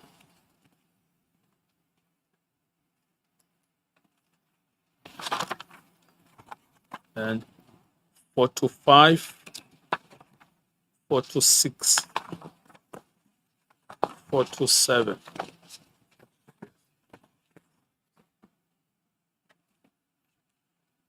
Yes. And then there is another one at 433.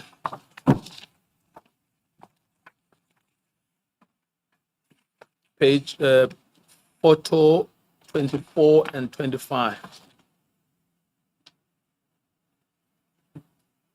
That's also come in from the back. Yes. Let's see.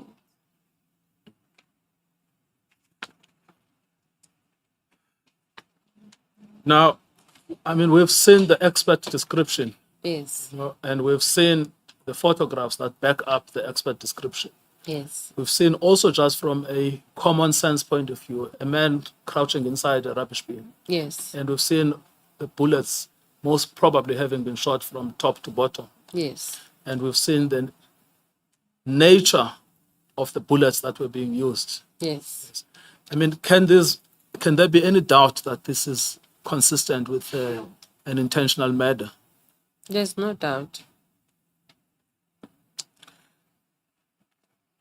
Now, this case of Mr. Mbonambi, you know, what is curious here is there is a version given by the police. The person who actually killed him, as I think Inspector Lee.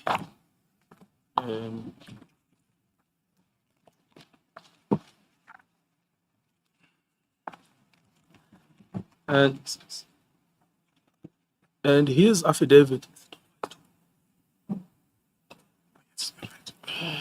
His affidavit is at file 3, page 166, 186.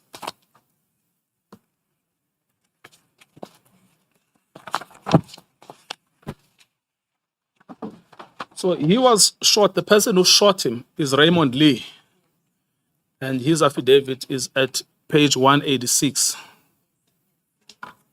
Yes.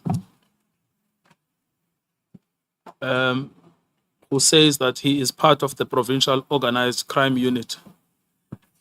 But Wait a second.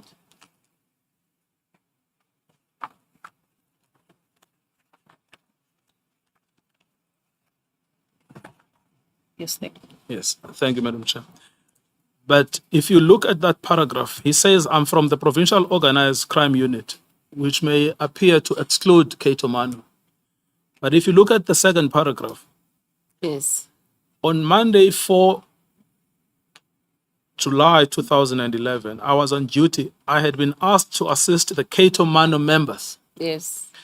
as Warrant Officer Mostert had received information a possible robbery was to take place in the Durban North area by suspects driving a gold Hyundai iX35 motor vehicle with registration ZHC 767 GP.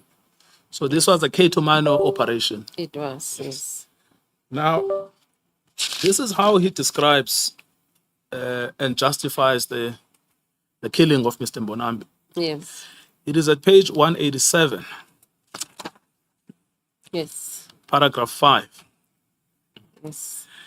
He says it was approximately an hour later when members of the public began informing us that they had seen a man running through a property in Norfolk Road. Children in the complex also visited us and informed us that they had seen him climb over a fence near Unit 1. They described him as wearing the same clothes that Warrant Officer Martin had seen him in.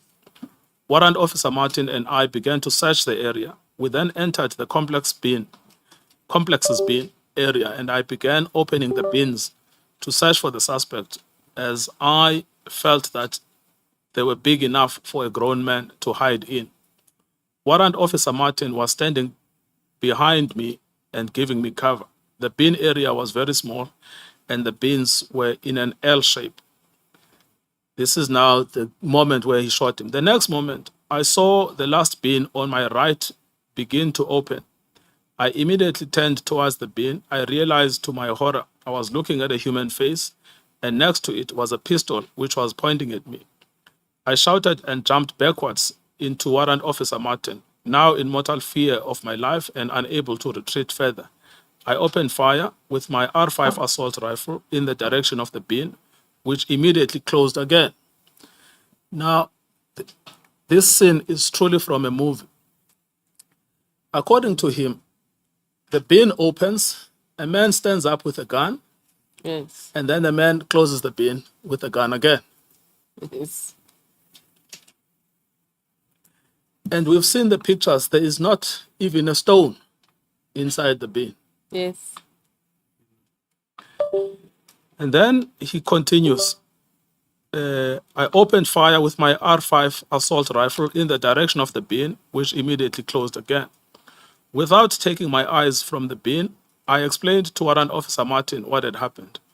While covering the bin and Warrant Officer Martin then approached the bin and opened the lid. He informed me that the suspect had been wounded and was inside the bin. Then he immediately called radio control.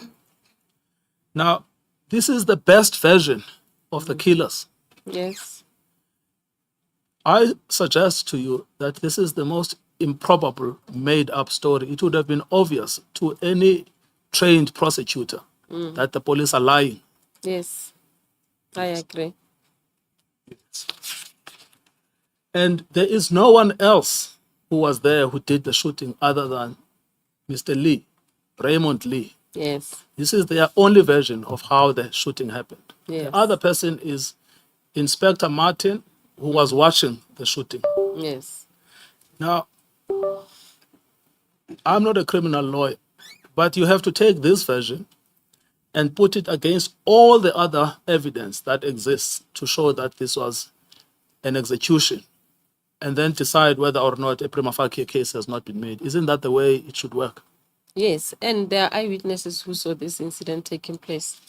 who say they saw the police. One of the witnesses said to the police, Mr. Mbonambi had hidden in the bin because they thought the police were chasing after a real criminal, only to see the police just shooting at him inside the dustbin. Yes, well, we will not go through the eyewitnesses, but the eyewitness statement is at page 189 of that same bundle. Yes.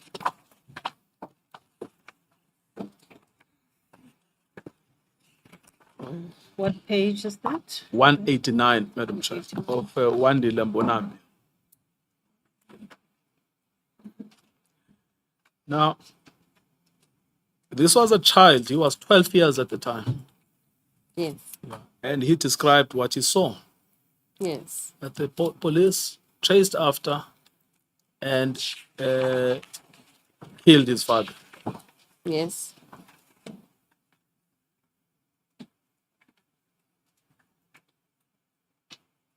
The statement. 189, yes. And it's made by Wandile Mbonambi. Yes. I am a male teenager, 12 years old, at grade 6 learner at Virginia Primary School. And he described in detail what he saw. Yes. Cops came chasing, looking for his father. Yes. His father ran, of course, because the police were looking for him. But then they shot and killed him in Yes. cold blood. Yes.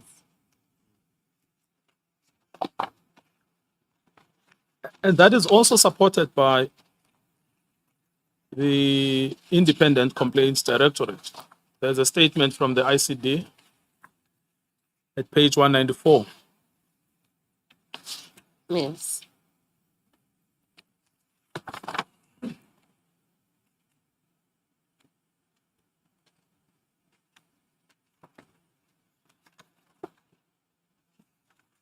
And another statement from them, page 198.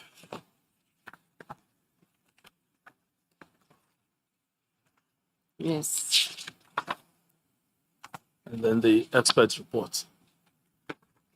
So, I mean, this is what you were trying to come towards when you kept on saying, but why are they killing people in a rubbish bin? Yes. And why is the murder charge withdrawn in those circumstances? Yes.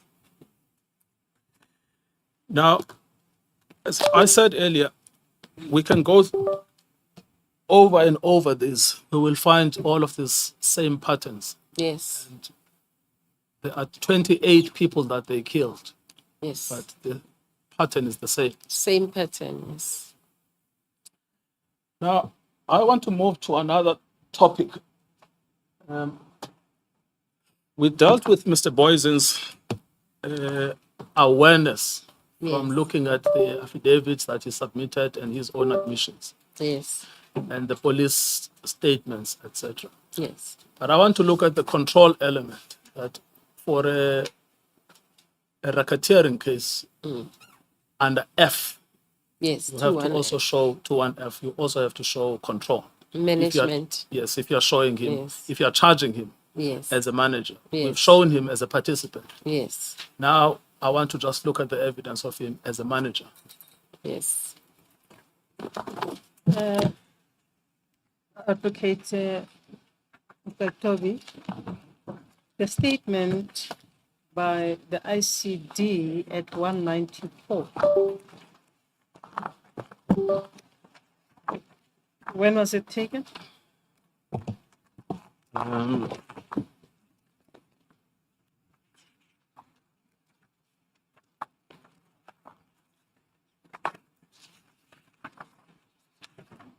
Well, I see at 197, the commissioning. No, it doesn't have a date, no. Yes, the commissioning doesn't show the date, time, and place.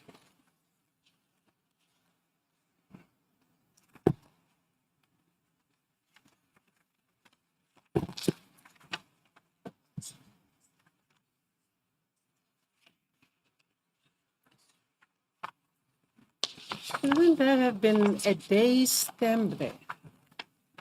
At least. Yes, Madam Chair, there should have been. But it's not. At least as regards the one that appears at 194. 199 up to 201, there is a time given there and the date, although there's no date stamp. Yes, yes. What should we make of that? Madam Chair, I am not sure if it would meet the requirements of the is it 1972 regulations on commissioning if it does not have a date and a place where it was commissioned. It might affect technically its admissibility. But if there is a requirement that it should be commissioned. If we are to accept that under the poker provisions, when situations in respect of which hearsay would be admitted in a court of law dealing with a normal criminal matter, hearsay evidence will not be admitted. In an inquiry of this nature, puts this kind of a deposition, Yes. despite the fact that the commissioning seemed to have been erroneous, Yes. or rather not complete, could we take that into consideration? We would say yes, Madam Chair, that there is no requirement that the statement even needs to be commissioned. But if there was an attempt to commission it, but that attempt was defective, it would still be admissible under the poker provisions. But perhaps these are matters that could be left for argument. Indeed. And I see your junior is sharing some wisdom with you. No, it turns out that he's missed the plot this time.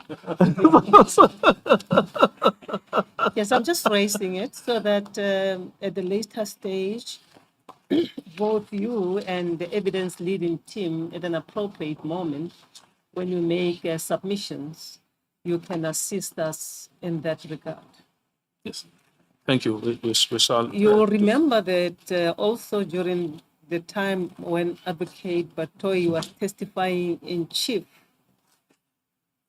we were referred to certain statements, some of which were not properly commissioned. And the evidence leading team placed those statements before us, and you may just as well together prepare helpful submissions in this regard. Thank you, Madam Chair. Chair, may I please say something? I see the witness we're talking about is Anelem Panza, where the commissioning, but then there's another statement of the same person that seems to be better commissioned because there's the designation, the name of the commissioner of oath, there's address, work address of the commissioner of oath, there's date, time, and place. Yes, Okay. kind of. It seems to be a replica. Yeah. The second one at 198 Yes. seems to be a replica of the one at 194. Yes. So you are rescuing Advocate Toby's team. Well, We will look closely, but from the look of things, it seems to be a replication of that statement that appears at 194. Madam Chair, I was just not sure if it was a replica, and so I didn't want. That's what Mr. Ramokhalo was telling me. But the problem I had was that I wasn't sure if it is a replication. I actually doubted. If you just look at the last page, at page 197, and you compare that with page 201,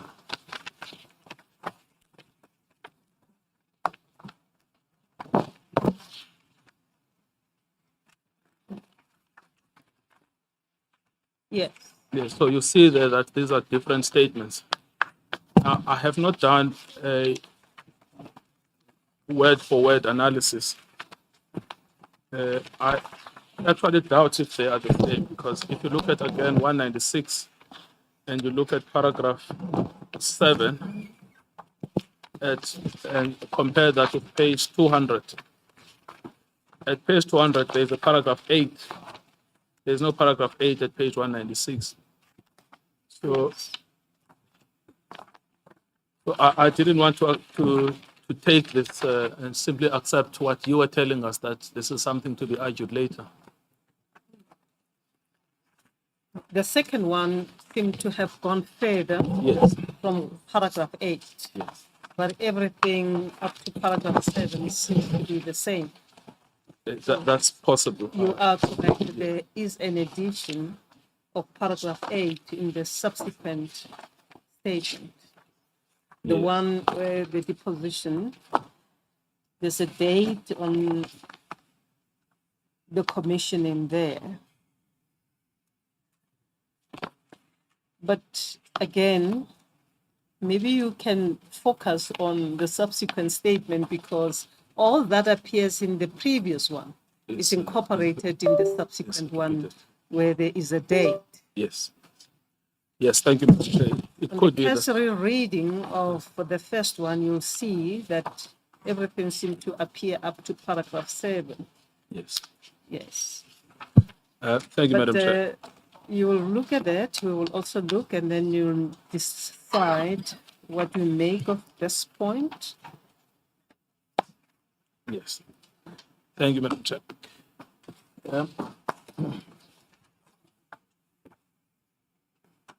Yes. Advocate Noko, I wanted to move the discussion forward to look at not the participation, but the control or the management. Yes. And to do that by reference to the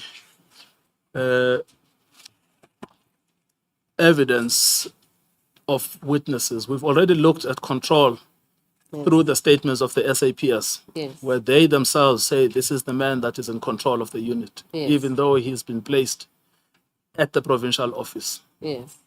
Now, that is entirely consistent with a number of witness statements. Let's start with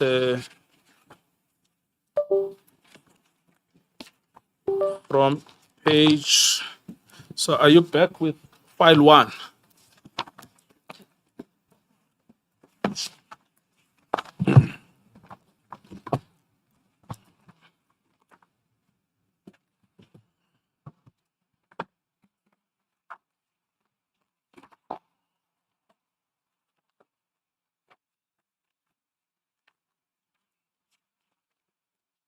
You have file 1. Yes. Yes. Now, there are 3 affidavits of Mr. Ayer. Yes. The first one is at 169 up until 172. The second one is 173 up until 178. Yes. And then the last one is 179 up until 183. Yes, I have that. During the testimony of Advocate Batoi, these statements were referred to, am I correct? Yes, they were referred to. And they were subsequently marked as exhibits. Yes. Do you remember the end of the evidence in chief? The NPA team was to give us a collated list of exhibits. Just want to make sure that we're not going to do a repeat of those annexures and marking them again as exhibits. It will confuse the record. Yes, Madam Chair. Let me ascertain from my researcher. or So even there's the statement. the MPA team. Am I correct, Madam Advocate Halley? I see you're nodding your head. Maybe you can just bring that roving mic so that she can speak to this point. I do remember that a document was presented to us at the end of the evidence EP. It was at our instance as we guided as to how those documents should be prepared. Advocate Halley, your junior assisted us in that regard. Am I missing the point then? Thank you, Madam Chair. Yes, they were dealt with. They were actually dealt with in her supplementary affidavit. So it's going to be, it is actually an attachment to her affidavit, but it is referred to in the list of exhibits.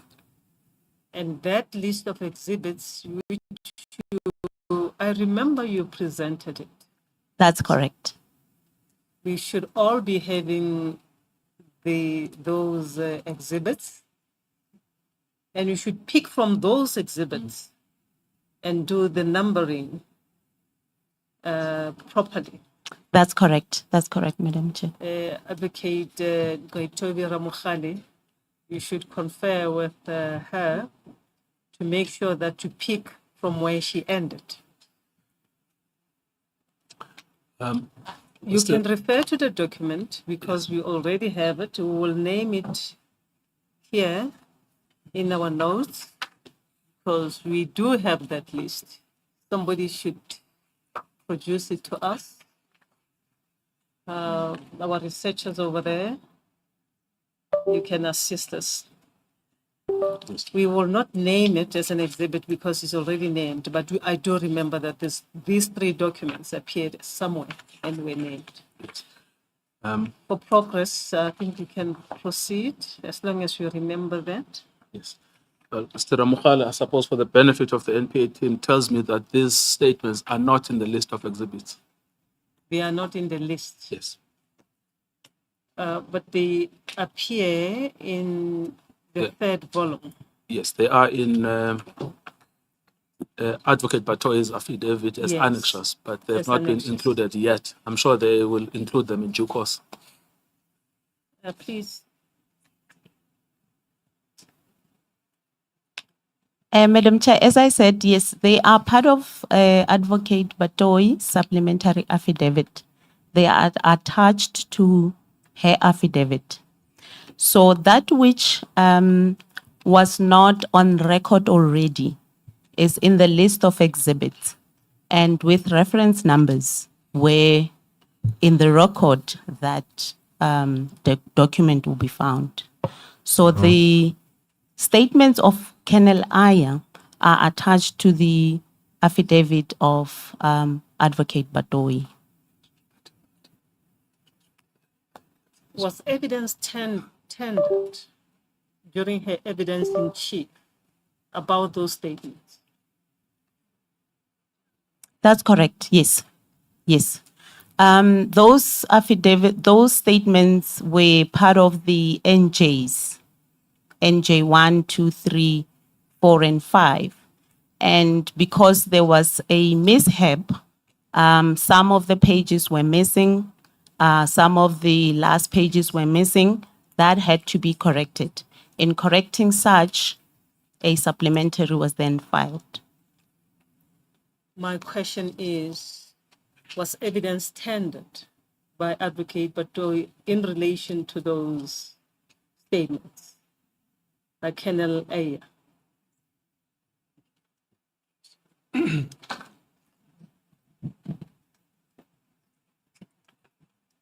Madam Chair, the evidence in relation to those statements was that those statements were attached by Advocate Jiba to an affidavit that she filed in the first voice and review application. So that was the evidence that was around this particular statement.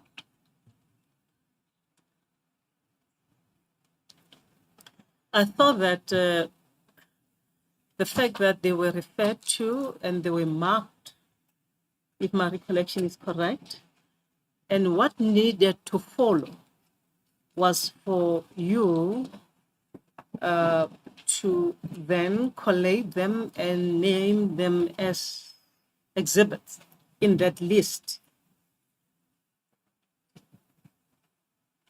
I don't remember where we ended with the exhibit numbering.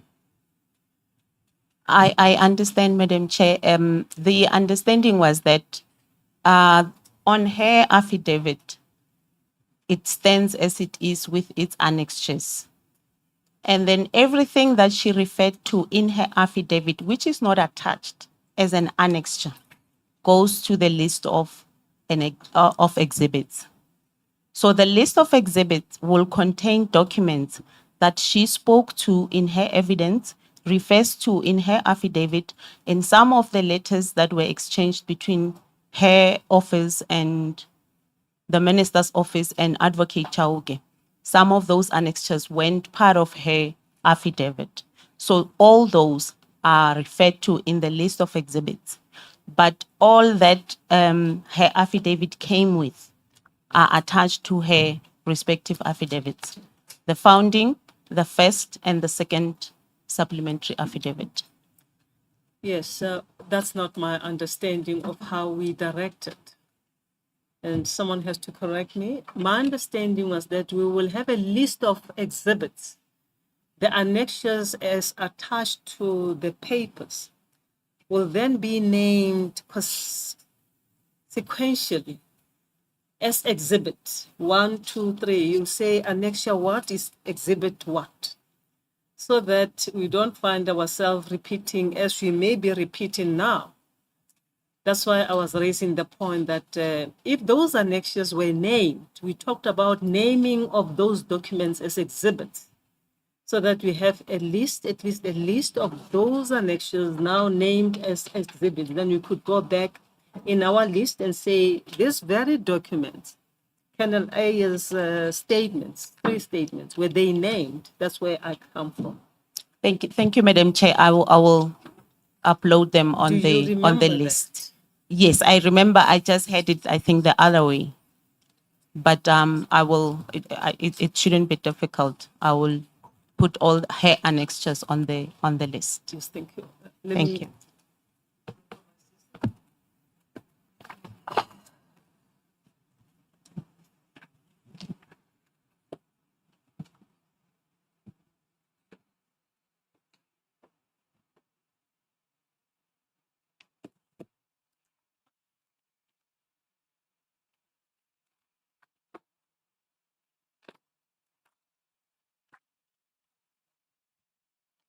Yeah, I think just to clarify the issue, because this comes from the question by my sister Justice Ngabinde about whether Advocate Batohi testified about the statements. And it is clear, it appears from my record that the statements of Ayer were read into the record on the 26th day of November. So which means those documents are there, they have been read, they are part of the evidence. The only thing then that is outstanding now that you understand the directive is just to add them onto what you already have. Thank you. Thank you, my sister. Advocate Gogaituri, you can then refer to those documents and we will pick the numbering from the list that Advocate Lekhetu is going to give us. Thank you, Madam Chair. You are at file 1, page 169, correct? Yes. Now, this is the first statement by Colonel Ayer. Yes. This is, if you look at the date at page 171, it's dated the 3rd of August 2012. Yes, I can see that. Yes. Now, he says on Thursday, the 2nd of August 2012, I met with Brigadier Mukone at my office, 9th floor. It's the Vamos building. It looks like Mukweda. Mukwena? It looks like it is. Yes. I was requested to submit a statement regarding the structure of the organized crime since December 2006 on the appointment as Unit Commander Organized Crime. Now, you will recall the theory that the NPA was working from is that the Ketumano unit operated as an enterprise for the purposes of Section 2 of POCA. Yes. Yes. Now, he is then asked to explain what is the structure, who is in command of that enterprise. It's a he. Or he is being asked. Okay, thank you. Now, just explain this to me. In the definition of an enterprise under POCA, is it a requirement that the enterprise must be an unlawful enterprise? No, Yes. it doesn't have to be, as long as it is used as an enterprise. Yes, exactly. Yes. And do you know that Mr. de Kock, Advocate de Kock, Yes. actually concluded that it is required that an enterprise must be an unlawful enterprise? No, Yes. he was not correct in that. Yes. So, which actually means that Advocate Batoyi relied on a report which contained an egregious error of law. But POGA legislation is clear on what an enterprise is. Yes.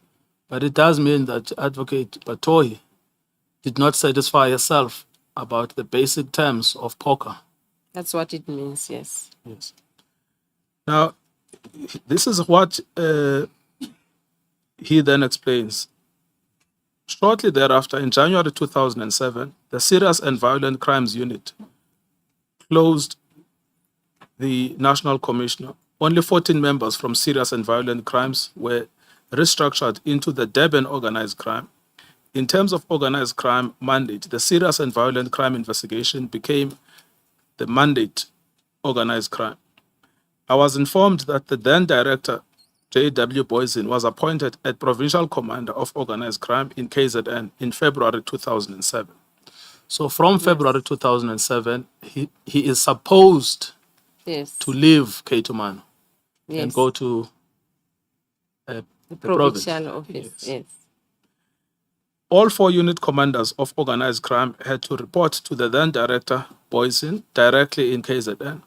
Then Director Boysen was accountable to Provincial Head of Detective Services, Assistant Commissioner P.T. Brown, who retired in 2011. Yes. So Commissioner Brown is the direct boss of Major General Boysen. Yes.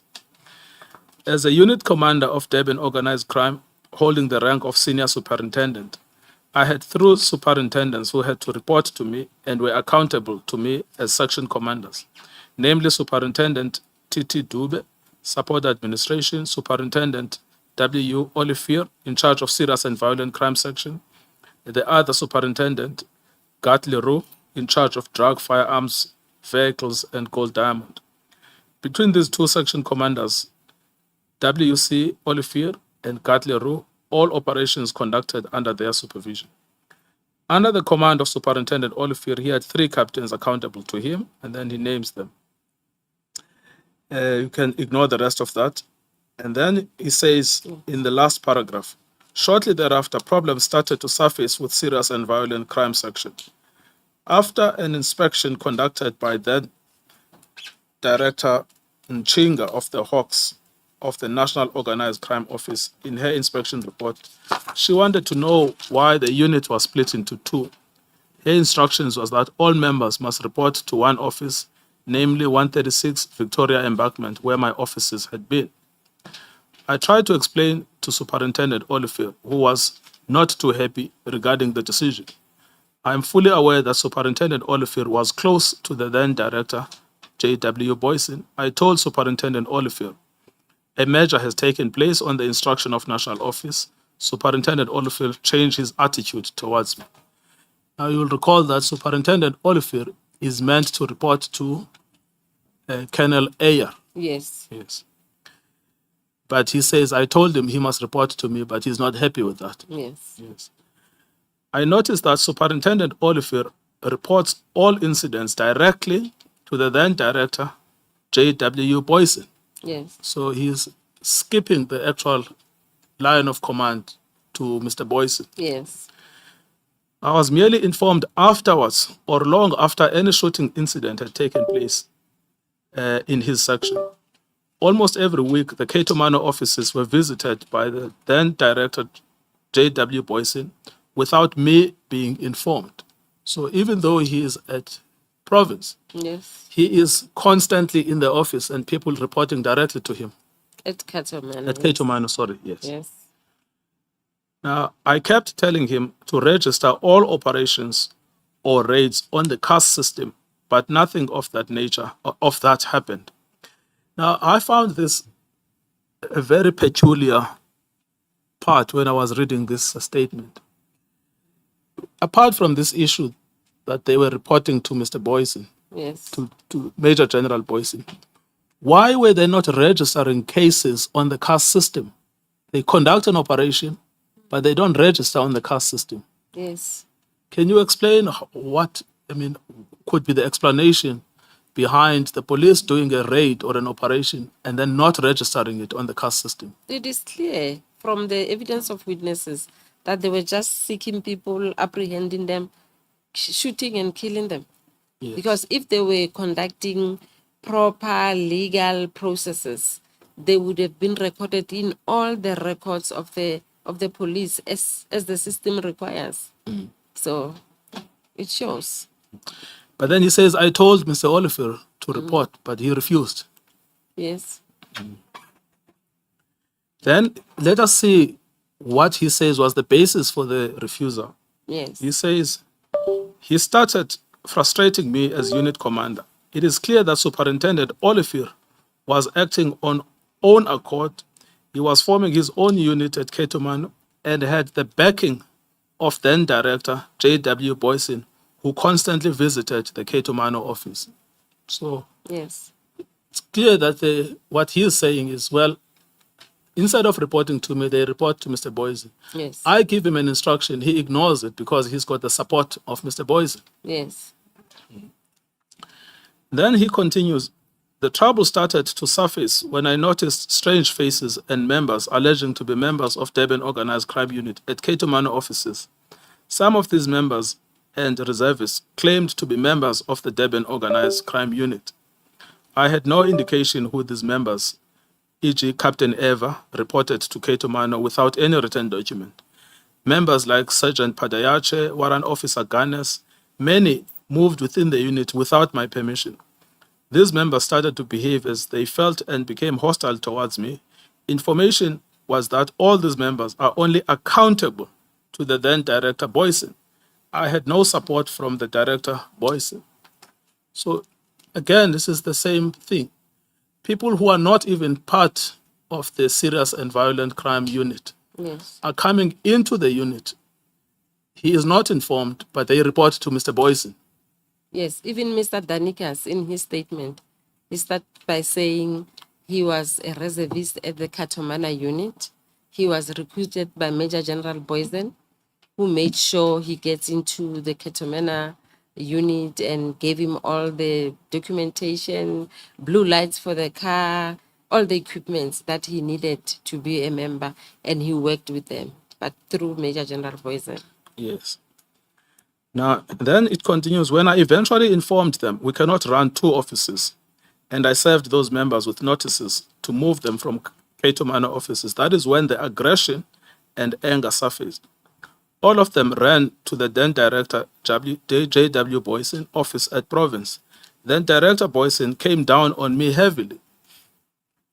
He walked into my office on that day, raised his voice, and stated that the decision regarding Cato Manor is in his hands, and I should not interfere anymore, and he left for the airport. So, quite apart from what he was witnessing, he was told directly Yes. by Major General Boyson Yes. that Cato Manor is under my control.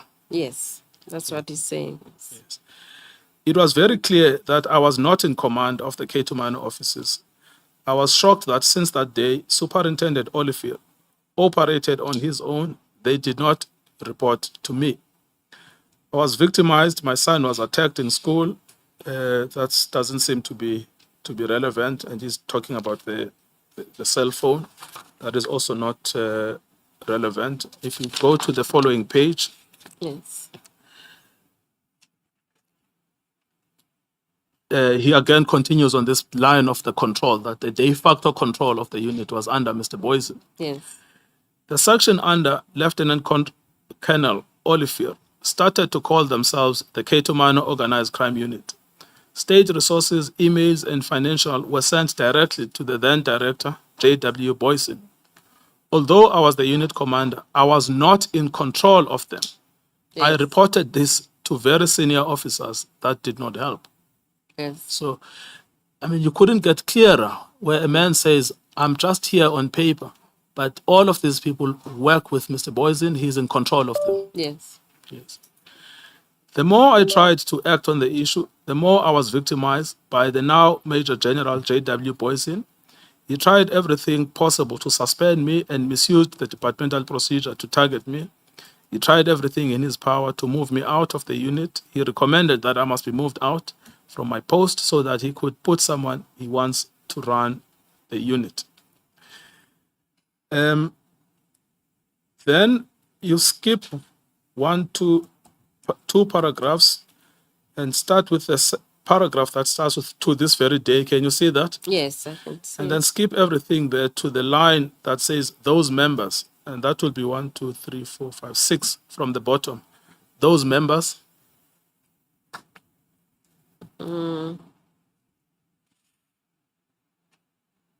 Okay, let's start from the top. So where this says, it says "to this very day." Can you see that? Yes, that I can paragraph? see that. Yes. Yes, if you then count 1, 2, 3, 4, 5, 6, 7, the eighth line from the top, the sentence starts with "those members." That line begins with the minister's Oh, the minister's office, then yes. full stop. Yes. Okay, you say the eighth one. Yeah. 1, 2, 3, 4, 5, 6, 7, 8. No, it starts with major. Oh, the minister. Then it's the seventh one. Yes. Okay. Yes, I can. Just see read that. Okay. The minister's office, those members at Ketomena office acted under command of Major General Boysen all the time. All media reports on all incidents came from Major General Boysen and not me. All graphic pictures of shooting on crime scenes was put in by journalist called Mr. Anil Singh, a friend of Boysen, of Daily Sun newspaper. I do not know how this journalist got to those crime scenes and where he obtained those pictures. Now, we've seen when on a fair reading of the statement of Colonel Yes. Ayer, Yes. what he is saying is that on paper I am the head, but the person in control or managing this unit is Major General Boysen. Yes. Now, was this one of the witnesses you were supposed to call? Yes, he's one of the state witnesses, yes. Yes.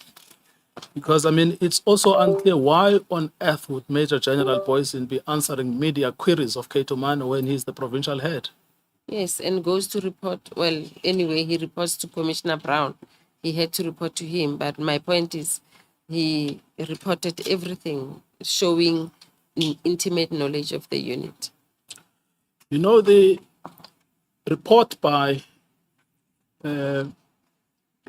Mr. de Kock, Advocate de Kock, Yes. criticizes Colonel Ayer, not by the content of what he said, Yes. but they rely on the criticism by Advocate Nazir Kasim in the disciplinary hearing against Major General Boysen, that he is obsessed, these are the direct words, obsessed with his own self-importance.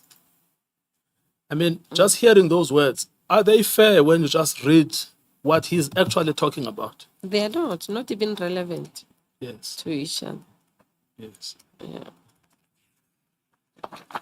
Now, you know, this part we've been reading, which is, this is the person at Ketomano, and he is telling the world that the person running the show here is Mr. Boysen. Yes. If Ketomano is an enterprise that's committing unlawful acts, it's under the control of Major General Boysen. Yes. Would what that it says. satisfy the requirement in 21F of the poker legislation? Completely for managing the enterprise, yes. Yes. Now, this goes further. We have somebody below Mr. Boysen. Now, let's look at the person above Mr. Boysen. What did they say about who is in control of the Ketumano unit? Commissioner Brown. Yes, Commissioner Bao. You will find his statement at page 214 of the same bundle.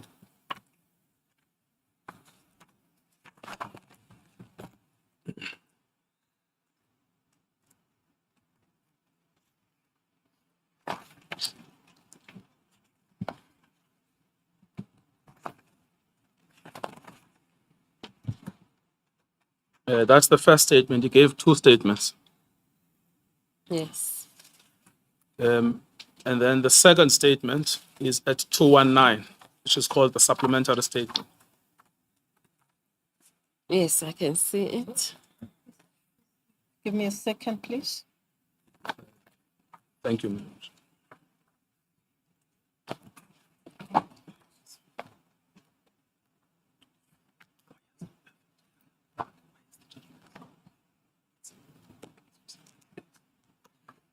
The criticism that you mentioned earlier, made by the disciplinary hearing chairperson, I suppose, Yes. does it or is it reflected in the disciplinary findings of chairperson Kasim SC? Yes, it is, Madam Chair. I think we have it, if I'm not mistaken. It is on that bundle, page On page 186. 186. Yes. Is it in file one? Yes. In file one, page 186.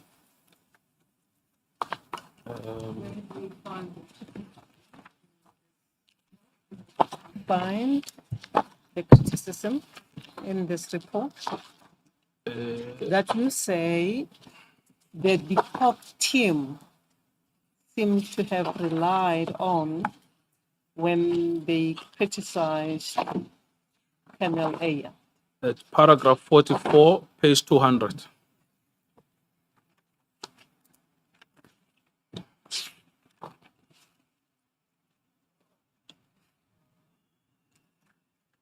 Yes. In fact, we could have a look at that. Thank you, Madam Chair.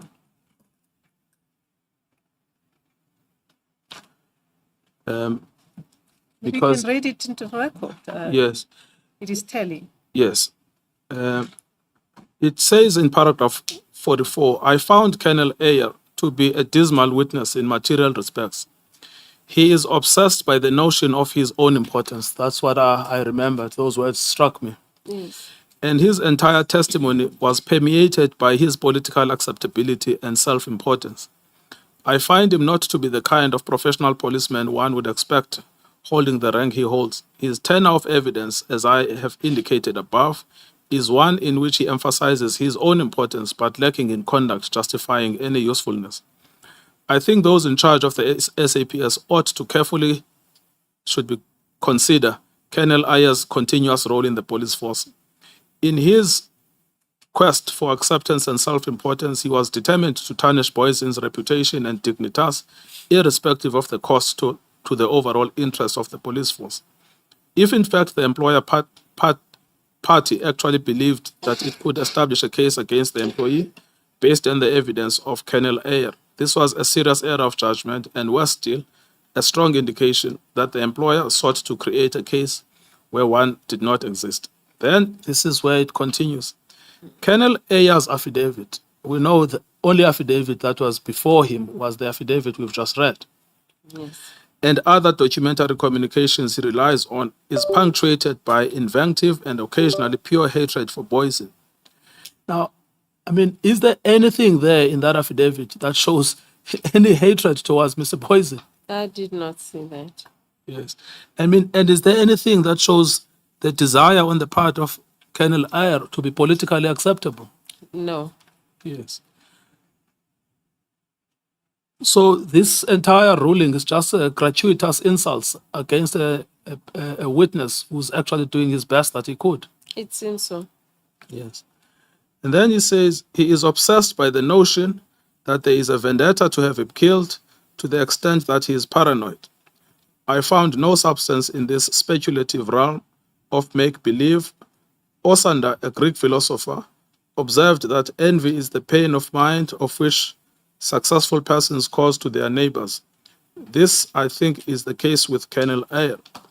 You know, what I really found puzzling with this, there is not a single reference, not one reference to the actual evidence Yes. that Colonel Ayer gave about the fact that Major General Boysen was controlling the unit.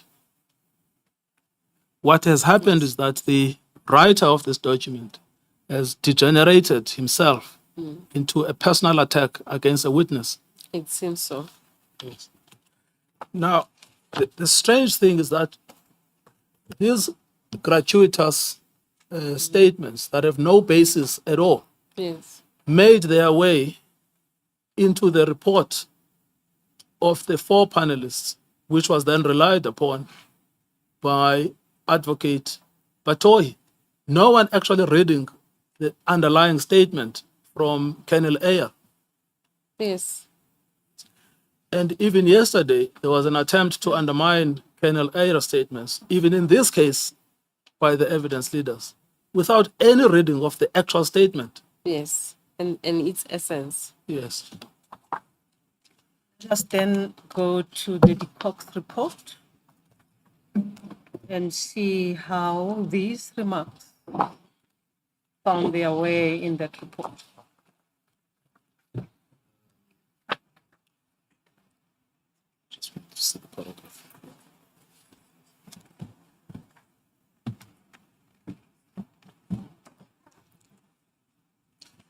So in the de Kock report is paragraph 109 in the Advocate de Kock report. Sorry, it starts at, it's SB 168, SB 3 168. I think it starts with paragraph 107. Know that you gave us those bundles yesterday. We have them in our files, but it was easy to look at that document that you handed out. Yeah.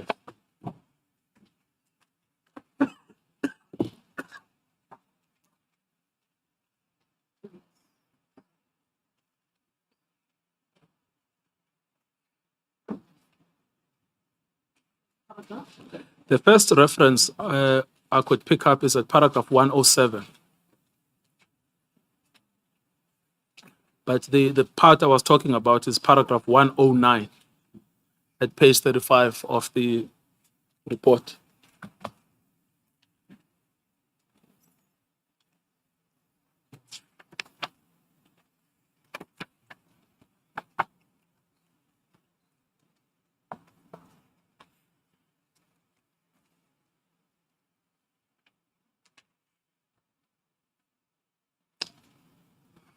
So paragraph 109, do you have it, Advocate Nogo? Yes, I do. On Yes. page 35.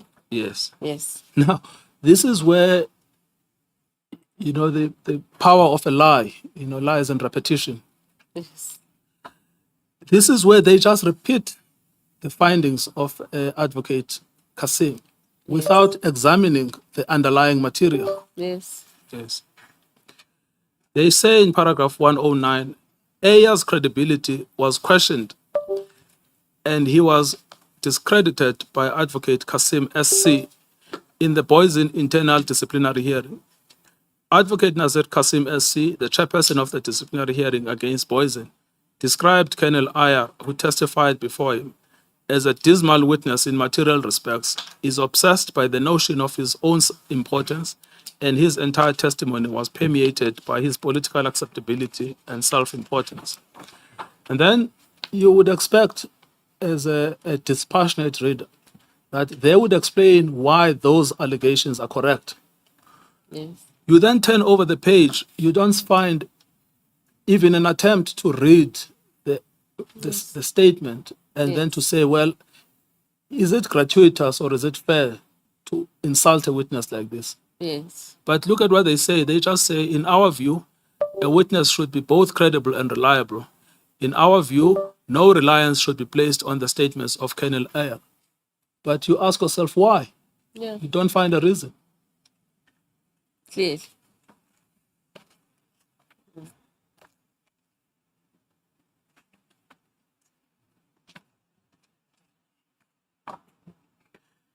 Now, Council, it's after 1:30. indeed. If you can guide us how long you're going to take with this witness still. We had proposed that we'll have lunch around this time, and are you still going to be long? Look, it depends, Madam Chair, on whether my junior is insistent on one theme that I said I should not pursue. But if he is not insistent, I should be 30 minutes. You are the boss. So we're still debating on whether a certain theme should be pursued or left for a future witness. But if I win them over on that, I should be 30 minutes. But let me check with all of you. First, with my sisters.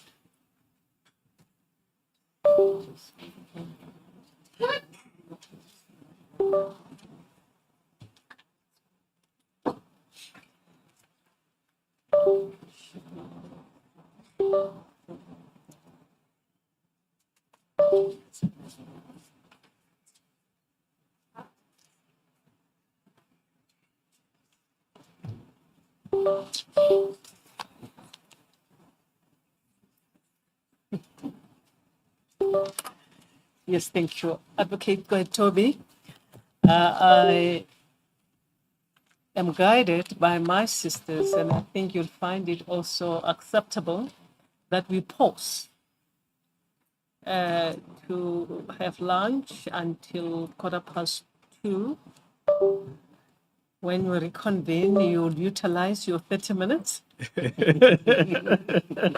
Mr. Ramkhali is not going to extend it to an hour. And thereafter, the evidence leading team will seize the moment to re-examine. Thank you.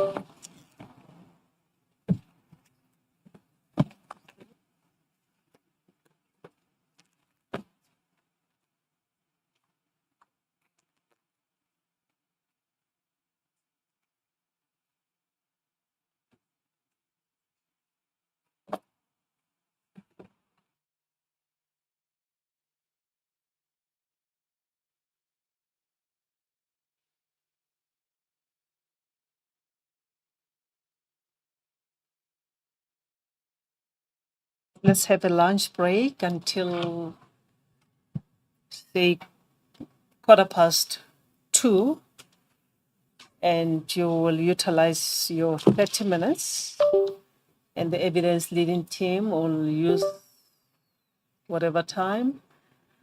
And thereafter, we can adjourn then to have a meeting that was proposed in the morning. If you are still minded to have the meeting, you owe us a report about the issues that we raised yesterday, Advocate Kosana.